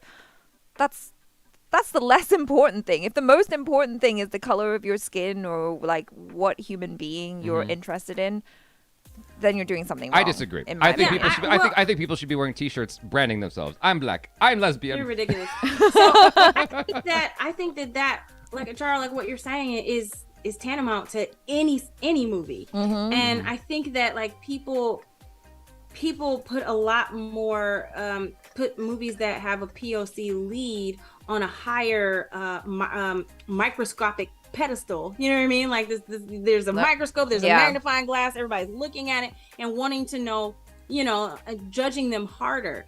And with this particular movie, especially since Black Panther, the first one, really established itself. I mean, it was the only MCU film to ever be nominated for Best Picture. And coming into it, there were a lot of stakes, because Black Panther was Black Panther, because we've lost Chadwick Boseman, and there's a lot to answer for. But in terms of like the female power, I mean, they pretty much established it. They looked at it in terms of like what I kind of think of is like the animals within within Africa. Like he's the Black Panther, but at the same time, his female guard are set up like lioness. It's set up like he's Simba, and the lionesses are protecting him. So it has already been established that is something that is specific to this culture. So it's not about woman or male. It's like, this is the story. Yeah. You know what I'm saying? Like even with the Woman King, it was established that this was the way this tribe behaves. So either accept it or you don't, or go and see another movie. Yeah. But like, this is what it is. Yeah. Sairaj Mote, who is a member of the channel, says at the end fight, Namor could have gone in the water before continuing fighting with Shuri. He was so close. I agree, but neither here nor there. He didn't. Too much confidence can kill you guys. Joe Sachin says, I wish they could have added the first trailer song somewhere in this film. It was so emotional there, and even playing that song during credits would have broken my heart. I have a complaint to add on to that. They need to include the trailer version of the song in the soundtrack because they didn't. It was the No Woman No Cry cover by Thames. They did not include the trailer version, which is way more powerful. But anyway, some supers here I should address. So music, Mark Daza. The music and sound design were amazing in this movie. I agree. I thought it was fantastic. We thoroughly covered that. Rondale Roosevelt. Hopefully they introduced Blue Marvel. Court, what's he talking about? I don't know that one. I don't know that one either. Like, what do you? Blue Marvel. What is Blue Marvel? Let me see. We got Blue Marvel here. I don't know what that is. Oh, I guess. He's a character. He's a character. Adam Brasher's Blue Marvel is objectively. Can you guys see this? Yes, you can. Is objectively one of the strongest characters in the Marvel universe. For example, not only is he capable of lifting excess of 100 tons, Blue Marvel also giving a living, stable antimatter generator. Is also capable of generating stable event horizons. Wow. I did not know that. What is Blue Marvel's powers? And energy generation. Blue Marvel has the ability to generate and control negative matter energy based on antimatter. Jesus Christ. This dude is something else. Get him and Static Shock together, baby. Okay. Wow. So let's see. Okay. That's cool. I'm gonna have to look him up. Thank you, Rondale, for that contribution. Thank you for that. And thank you for your generous supers in this live stream. Really appreciate it. Speaking of generous supers, Albert, not a retro. Namor should have been played by Daniel Henney from X-Men Origins Wolverine. Who? Wait, who's Daniel Henney? I need to see. I do not know who that is. Let's find out. What? I don't know who this guy is. He's handsome. He is handsome. Hello. Is he Hispanic? He looks No, Asian to me. he's No. Oh, he's the dude from He's Korean. The Time of Wheel of Time. Well, he's very No, he's not. That's a Isn't different it? guy. That's a different guy. I forget his name. He's Australian. Is I it? think he's Korean, right? Well, I mean, it would be kind of weird if The guy from Wheel of Time is he's a different he's guy. an adoptee from forget his name. Busan. Daniel Henney. Oh, is it? That is the guy from Wheel of Which- Time. which- Don't which- come for me, girl. I No, would which- have been stalking that man. Which Don't character come from for Wheel me. of Time, He is though? blonde. I was He is thinking of blonde. someone else. He's adopted from. No, He's adopted he from. is blonde, oh, girl, don't come for me. he- You he- had me about to. I was like, no, I know I'm not wrong. hold on. Wait, okay, which okay, character? let's move on, shall we? So No, I he's from, need to he's know. from Busan, South Korea. I don't know how you would get someone from Busan, South Korea, or Asian to play someone who is of Talokan descent. Well, unless they made them Asian. That wouldn't make sense. So I would have to disagree with you on that one, Albert, not a retro. But I appreciate the, adding that in there, adding your 2 cents in there on that. Like, I just don't think that would have been the right casting for that. Parva Singh. Just love the scene when that child said, "My name is Prince T'Challa, son of King T'Challa." Yeah. By the way, love from India. Love. Thank you, man. Yeah. That was a That super was cute really moment. beautiful scene. Yeah. Because I love the way, he talks about his little secrets. He's like, I heard you are good at keeping secrets, because they said his name was Toussaint. Yeah. And then he's like, do you want to know? It's basically like, you want to know my real name? Yeah. Can I tell her? Christopher P. Braxton asks, "What's up with black heroes and electricity?" I have no idea, man, but it is a constant. It is like it is part of the black hero curriculum because Black Adam's got electricity, and I guess Static Shock's got electricity, and then this character, what's his name? Blue Marble's got electricity. Although his, But I'm about to, because I'm going to the comic book store today, so I'm going to get something actually, on Blue Marvel. you know what? Blue Marvel is not about electricity. He's about antimatter. Yeah. He's antimatter. That's yeah. different. So I guess it's not. No, you're 100%. right, Courtney. I was thinking of some other guy in a different show. So Black Panther: Wakanda Forever rises to 175 to 185 million dollar opening, easily biggest for November Saturday box office. Do you think, Courtney, you're right? Do you think that this has Oscars written on it anywhere? Like maybe Angela Bassett for supporting? Oh, I mean, Angela Bassett did an amazing job. did. I think that she should definitely get. I could see that. I need could see that. I just want to see that Oscar moment. Like what's her name from Benjamin Button, the actress? Kate Blanchett? Kate Blanchett. She had her she did where she plays this regal character. Kathryn. She played Kathryn Hepburn. No, No, she- I'm sorry, wrong Where movie. she plays a queen. Yeah, it's Elizabeth. Elizabeth, yeah. So there's this, Yeah. I just distinctly remember them having this shot from Elizabeth, and it cuts to Kate Blanchett, like kind of awkward. It's like, oh, okay, yeah. I Yeah. want that with Angela Bassett. I want to see that Black Panther scene, which is like, I have lost everybody, and then cut to Angela Bassett, like, okay, Jesus, get the camera off me. No. I think she'd just Angela be sitting Bassett there like a would sit queen. there and own it. She would Yeah. be like, And I am that cool. she's like, yeah, I did that. Yeah. Listen, her arms alone. Oh need my some kind God! of award. I'm sorry. She put me to shame. I was like, oh my God, I need to go Yeah. back to the gym. I know. She Those was- arms had me Yeah. ready to do push-ups like right now, and she has been rocking those arms for like 30 years. Like I can't. No, she looked great. she looks that's- incredible. You Yeah. just- that's just maybe they should have made her Black Panther. That would have been something. I mean, but I love that they gave her white hair. It's Yeah. like they were feeding us Storm, even though they can't make her Storm. Yeah. I still hold out. We're gonna get her a Storm in some alternate universe. I still have like split feelings about her dying in the movie because like I understand why it was Yeah. necessary for the plot, but it's like she was Yeah. such a fantastic character and actress that it just seems like a loss, a disservice to just kill her off. Right. But I get why I it had to agree. happen for the story. I get it. I Yeah. just don't like it. Same, yeah. 100%. I understand, because the hardest thing is to kill your darlings, Yeah. like those characters that everybody just loves and adores. And Ramonda has been this stable foundation within this franchise and with the Black Panther franchise. And Angela Bassett, I never want to lose Angela Bassett for Yeah. any reason. Yeah. I was like, why she couldn't be saved? Did he do something? She made it all the way up with Riri. What happened? Yeah. What happened in that cut? Yeah, I know. That's what I wanted to know. Mark Daza Ludwig Göransson for Oscar Best Composer. That would be his second Oscar.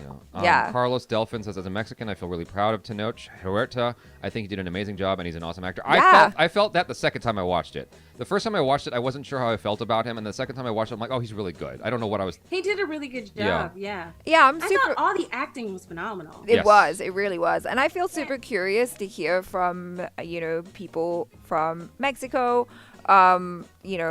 I don't know what to say because I don't want to say the wrong thing. Latin XYZ. Latin Americans, like how you felt about the representation No, because Achara got shit in the comments once for saying Latin X because she thought that was the correct thing. Yeah. But it keeps changing every 2 seconds. And so you're not supposed to say Latin X. You're just supposed to say... Latin American? I don't know. Yeah. Oh, I didn't know you weren't supposed to say that anymore. Yeah. No hate. I'm just trying to get things right. But yeah, I just wonder about how that hit for you guys, to see that representation on screen. Because I remember, like in the underwater scene where they were playing that game underwater with the like stone circles. I remember seeing that when I went to visit Mexico. I went to I think it was a Mayan temple, and they had that because they used to play those games, but the losers had to die. But I was like, oh, that's so cool. That's from history. Oh, okay. How nice that they added that in. I hope that the losers don't have to die. Okay. Yeah. Sairaj Mote says, not recycling Chadwick's footage from previous movies or using deepfake makes it more emotional. Also, not everyone knows about Chadwick's death. My sister was very confused about the death. Oh, wow. Yeah. Well, definitely, I think everybody in our screening knew about it. It hits different, I think, when you know. Ariane Singh says, man, if Angela Bassett wasn't cast as Queen Ramonda, she would have been an insane Storm for X-Men. Yeah. Perhaps if she was younger, though. I don't see why we can't just recast her as Storm. Why the fuck not? We had, what's his name, play Johnny Blaze and then be recast as Captain America. So, or not Johnny Blaze, excuse me, as the Flame, Human Torch. Oh, the Human Torch. As the Human Torch. I don't know why I said Johnny Blaze. We had him as the Human Torch, and then he got recast as Captain America, and that worked out just fine. No one's complaining. Well, that's because nobody, haven't established the Fantastic Four yet in this version of the MCU. Yeah. Make her Storm. People have been wanting her to be Storm since the first X-Men was announced. And for some reason, and I don't know if this is true, I heard that initially she didn't know what the X-Men was back then, and that she passed on Storm and took the role in there was some movie it's not Gattaca. I don't know what movie it was. It was some movie that was like a sci-fi movie that Angela Bassett did, and everybody was like, well, you should have been Storm, you know what I mean? It was just a missed opportunity. Law Gay says her dying in the story is extremely important because her death makes it personal. No, I get it. I understand. Don't get me wrong. I get it.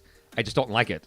Angela Bassett, costume design, visual effects, original song, score for Oscar nominations. I agree with you. All that. Hands down. I love that she was just like, because purple is the color of royalty in Africa. So the fact that everything she wore was purple and just regal was just flawless. She was flawless. Ariane Singh says Static Shock, Electro, Black Adam, Black Lightning.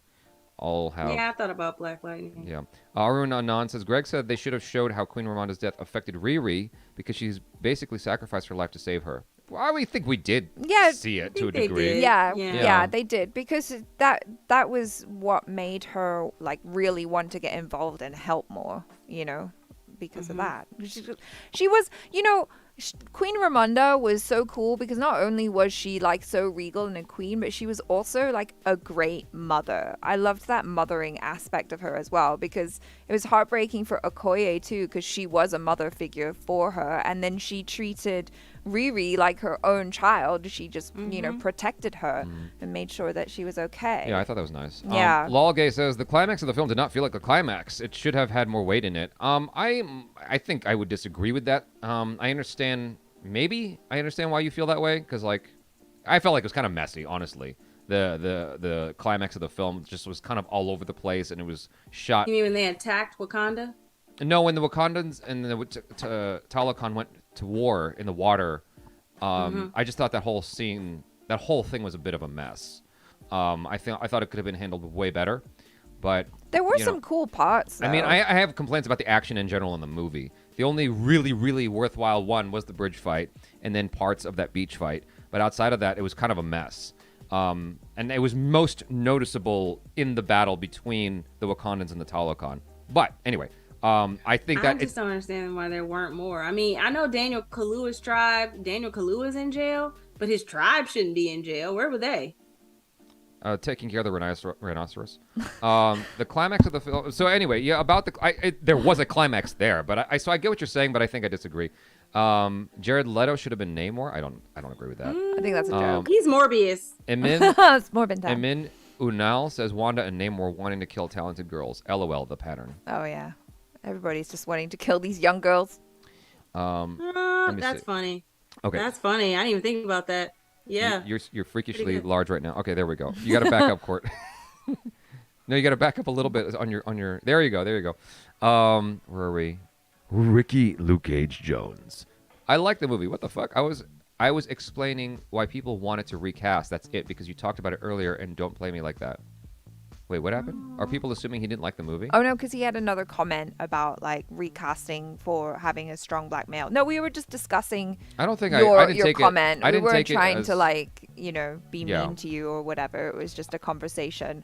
I didn't take it as you disliked the movie or anything like that. Oh, speaking of which, okay, so, okay, look, I'm gonna come back to that in a hot second. The theater thing. So, Rondale Roosevelt, thank you again for all your generous supers in this live stream, Rondale.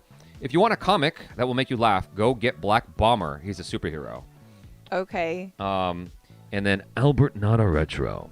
Search Daniel Henney as Namor. Looks just like him. Okay, we have to see this.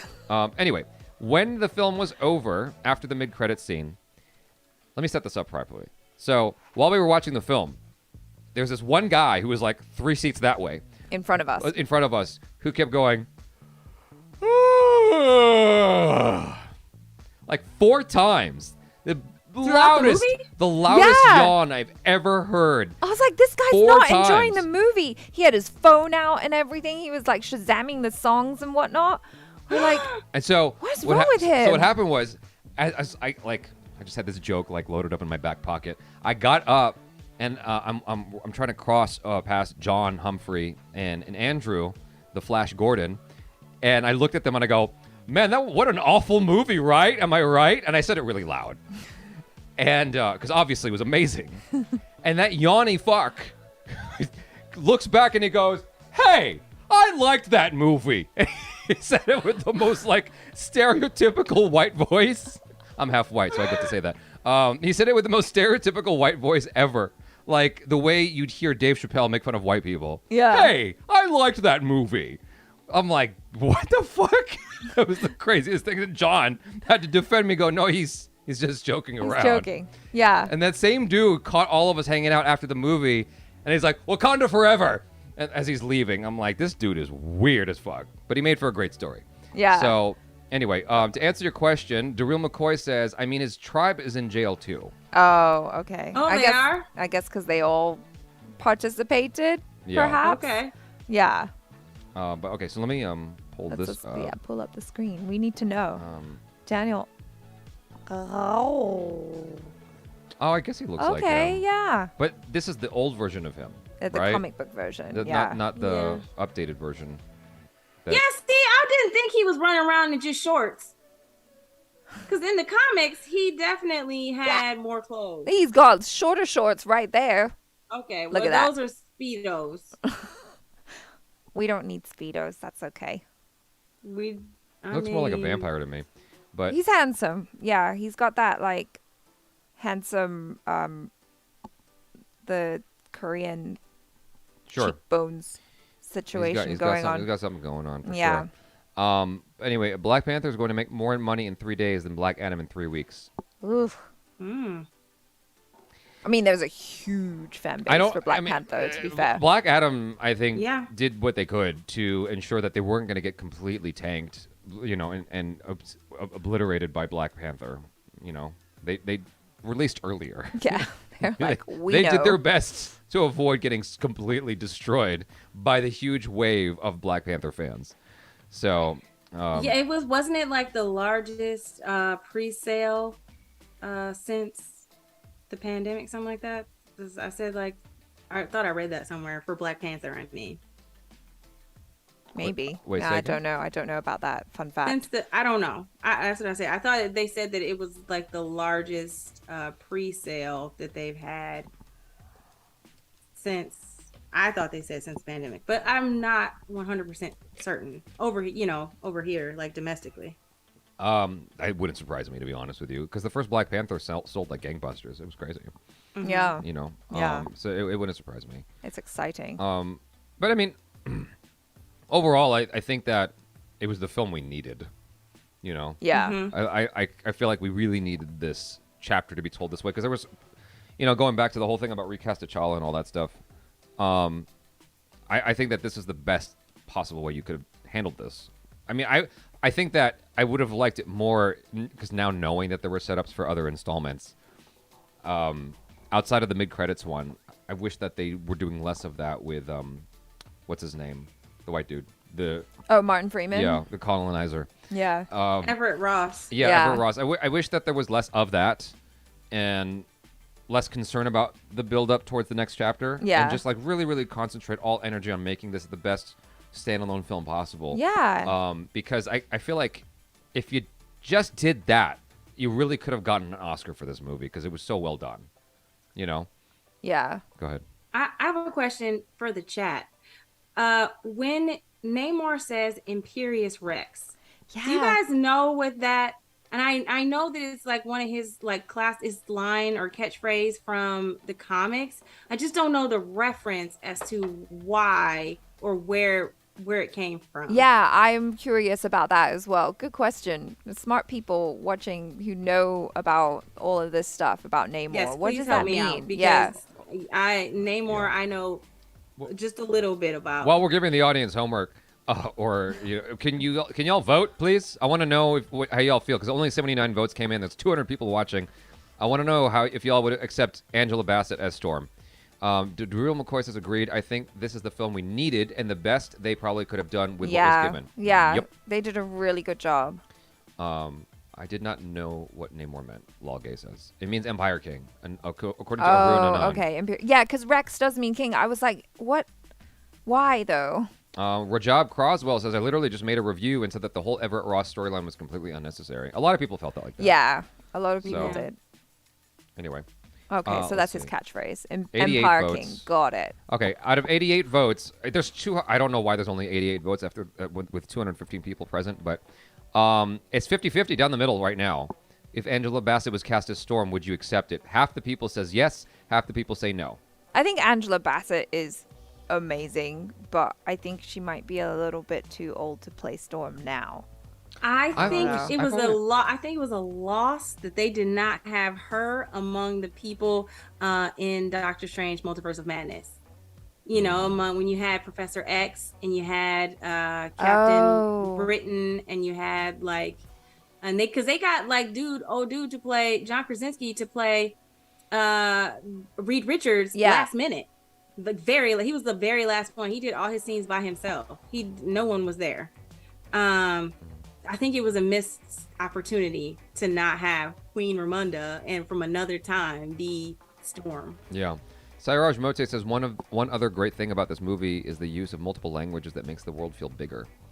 Oh yeah, that's great. I That liked is such it. a great Yes, thank you for saying that. And I loved I just thought that in this movie it really felt like they really nailed the culture. Like it felt like this could have been a real place, like with all of the things that we were observing with the funeral rites and just how much more cohesive the accents were this time round, because they really nailed it.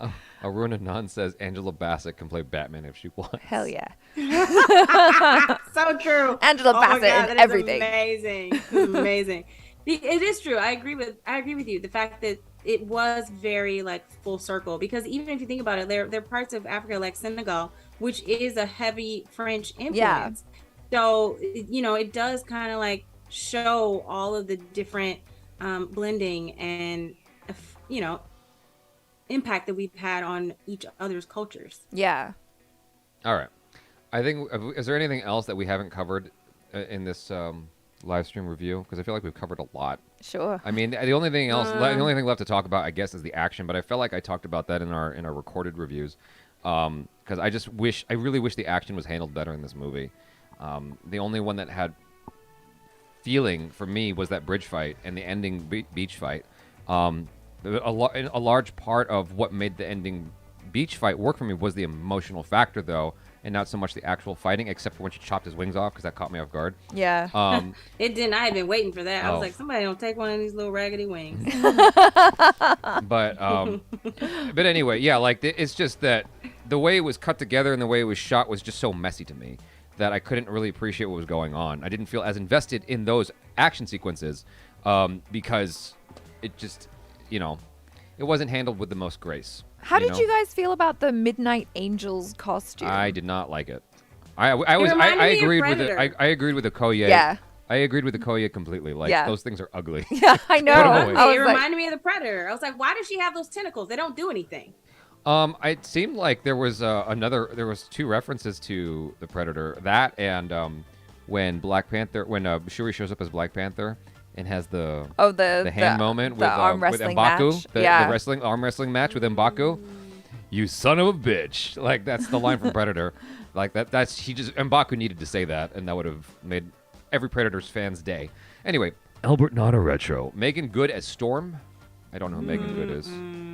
She plays the oldest version of the sister in Shazam. Oh, okay. No.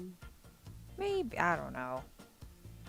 I guess I could see that. She's pretty. No, she is pretty, but she doesn't have the gravitas. Yeah, I mean, Storm's amazing. Right. Yeah, I just think that I was like, I don't understand why they didn't. Let's just get Halle Berry back. Make Nakia. Why they just didn't make Nakia? I mean, her real name. Maybe her real name is Oye something. I can't think of what is Storm's real name. I don't know. Starts with an O. But just bring back Halle Berry for Storm. No. You're not done. into it. She's retired. Rajab Croswell. Oh, she's really retired? No, she's not. Rajab Aurora Croswell. Monroe Storm. Okay. Yes, Rajab Aurora, Croswell says this would have been a masterpiece. My favorite part of the movie was the mid-credit scene and the transition from the last shot to the credits, and the mid-credit continues from the last shot. Well, what makes it not a masterpiece for you, Rajab Croswell? Megan Good, absolutely not. It'd be another Halle Berry who was horribly miscast. I agree. Just was she that bad? Halle Berry? Yeah. 100%. She was horribly miscast, and I love Halle Berry. Don't get me wrong. I love Halle Berry. I'm a really big fan. Yeah. She was miscast as Storm. Just, missing the gravitas, right? Yeah. It wasn't her fault. She didn't even... I mean, it's just so many things. Yeah. I just can't. Like, her voice was wrong. She had no accent. She didn't even try. Right. Like, I can't. That line when she's facing off with Toad, who's played by Darth Maul. I forgot his name now. All of a sudden, something Park. Ray Park. When he's fighting, when she's facing off with the Toad, and she goes, "You know what happens to a toad when it's struck by lightning? The same thing that happens to everything else when it's struck by lightning." It was like the worst line ever, right? That's not her fault. We can't blame her for that line. I watched the film with a group with David Hayter in the room. David Hayter, who's credited for writing the movie, and someone, like everyone was kind of curious, like his feelings about that line because he hadn't watched the movie in a while, and someone must have asked him, and he goes, "I didn't write that fucking line." and apparently it was a carryover from Joss Whedon's version. That's why that line was in there. And it's like, you think about Joss Whedon's type of humor, and that actually makes sense. But, like, it just, right. You need Joss Whedon to be there to handle that. Otherwise, it's just going to fall apart. So right. Yeah, that kind of happens a lot when you have, like, something on set. They need something rewritten really fast. Yeah. Or, somebody does a quick rewrite or a ghost rewrite of, yeah.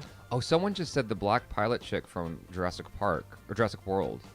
Do you know who that actress is? Oh, Oh yeah. She could be really good. I can't think of her name. DeWanda Wanda Wise. Wise. Yeah, she was great. She could be really Yeah. good. Also, the girl who I don't know, nobody watches Titans.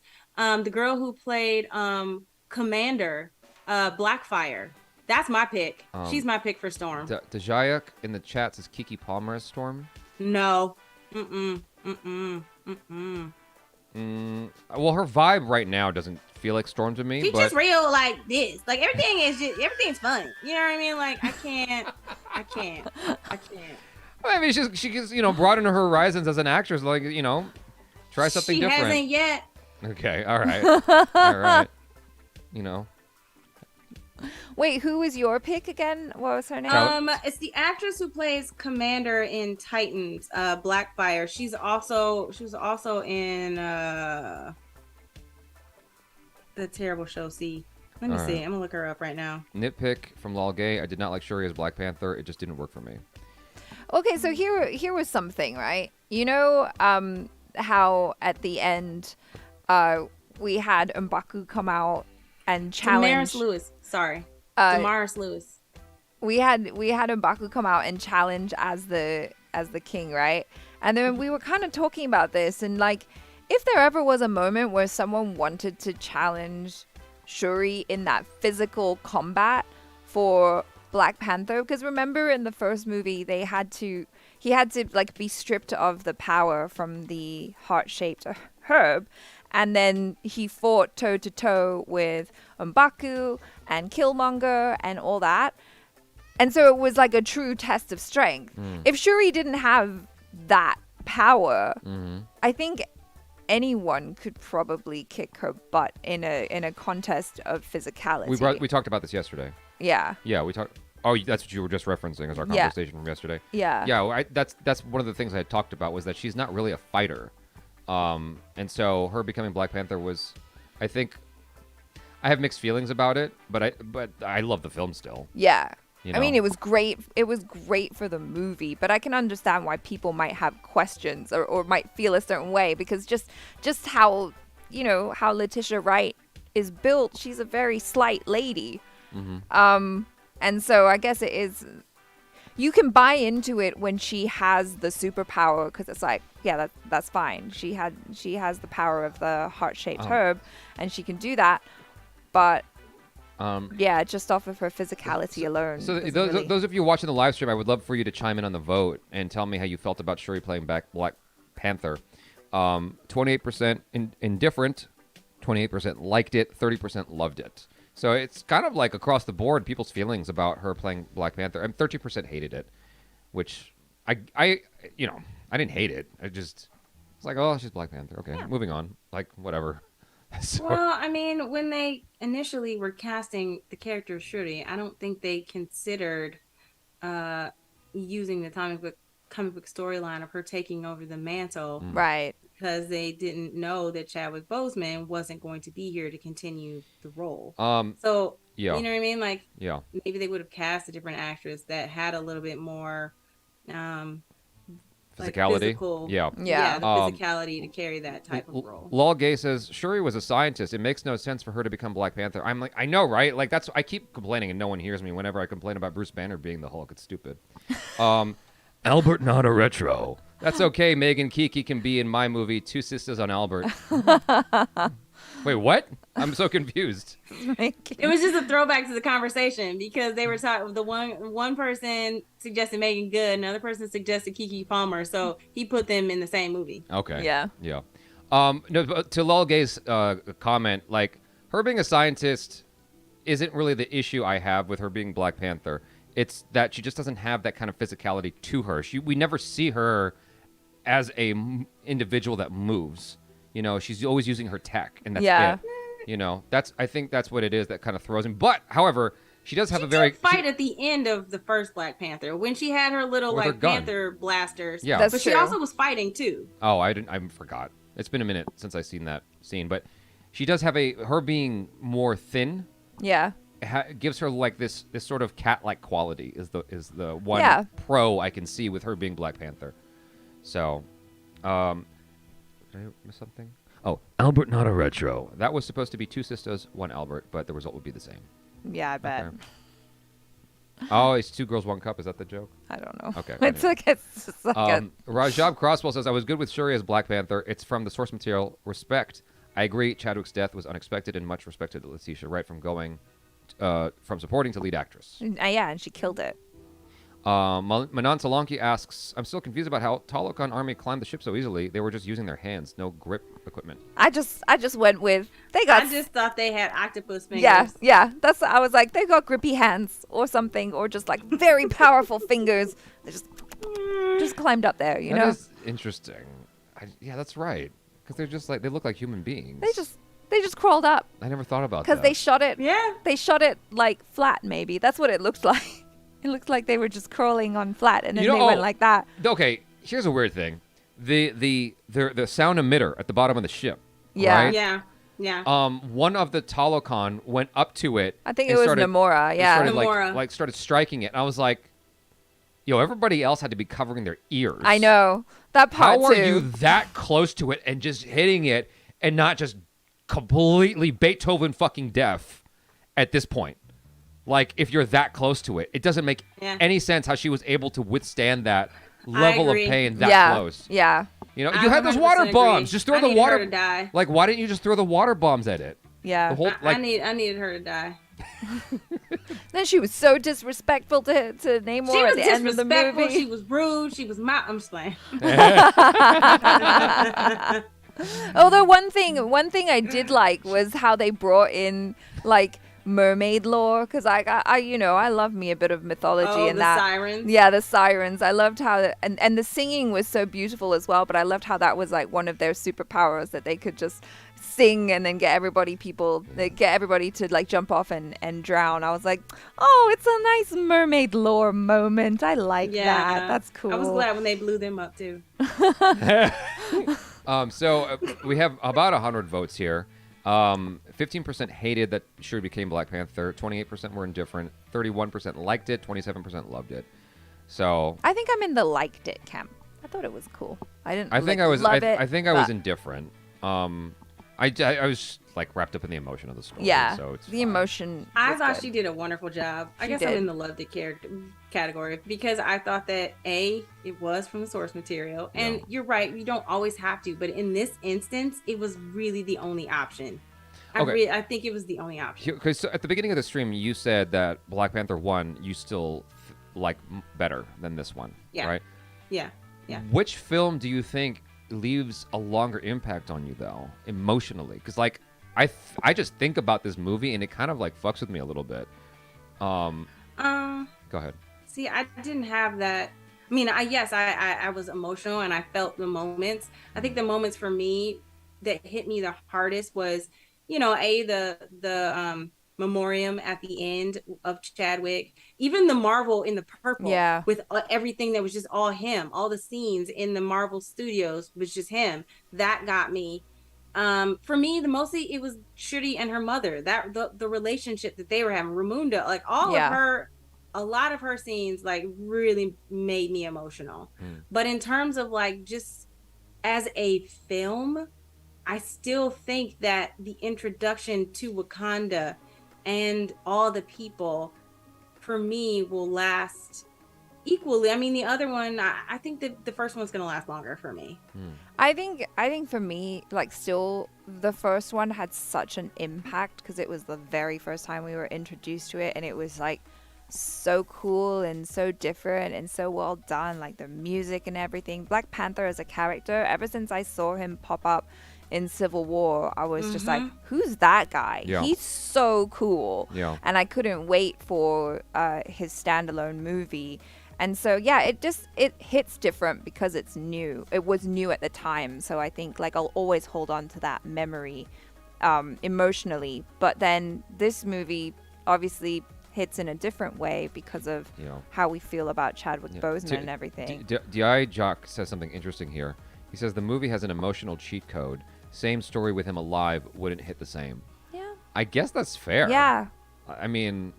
Agreed. Yeah, I agree. Facts. Yeah. I mean, they added in parts that kind of spoke to his real life struggle. Like, they kind of made it that his illness in the movie paralleled his illness in real life, because in the movie he didn't tell anyone either, and in real life he didn't tell anyone until like the very end.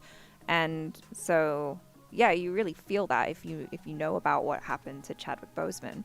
Zookston says, I liked Wakanda Forever better. Don't get me wrong, I really liked the first Black Panther, but I felt T'Challa in Civil War was portrayed better than in his solo movie.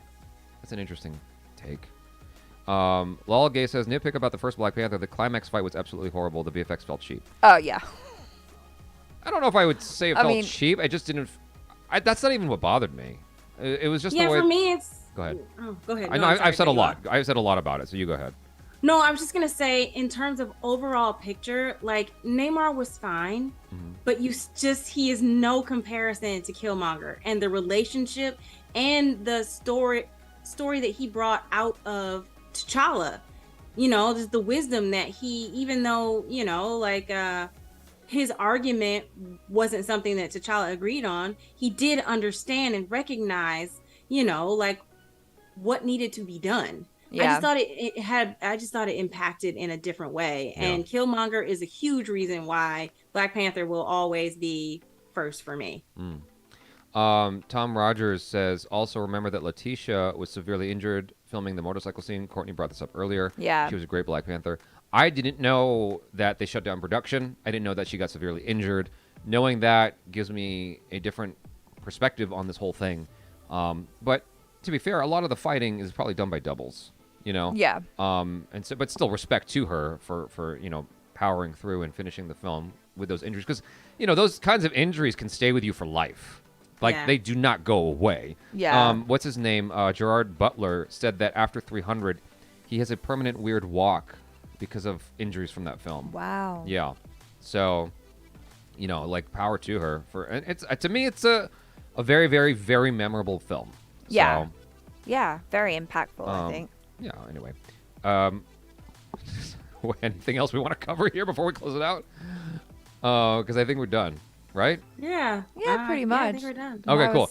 So, you guys, thanks so much for hanging with us. Really appreciate y'all being here. Big shout out to all the supers that came in. You guys, very, very generous, and really appreciate y'all. Appreciate everybody being here. Yeah, thanks for joining supers, us. Thank you. Regular chats, the members, and people just like listening like this is a podcast. Whatever your flavor is in your participation in this live stream, appreciate y'all being here so much. And that is it for now. Make sure you follow Courtney Wright. Her social media is in the description to this video. And that is it for now. We'll catch you soon. Love y'all. Peace out. Bye.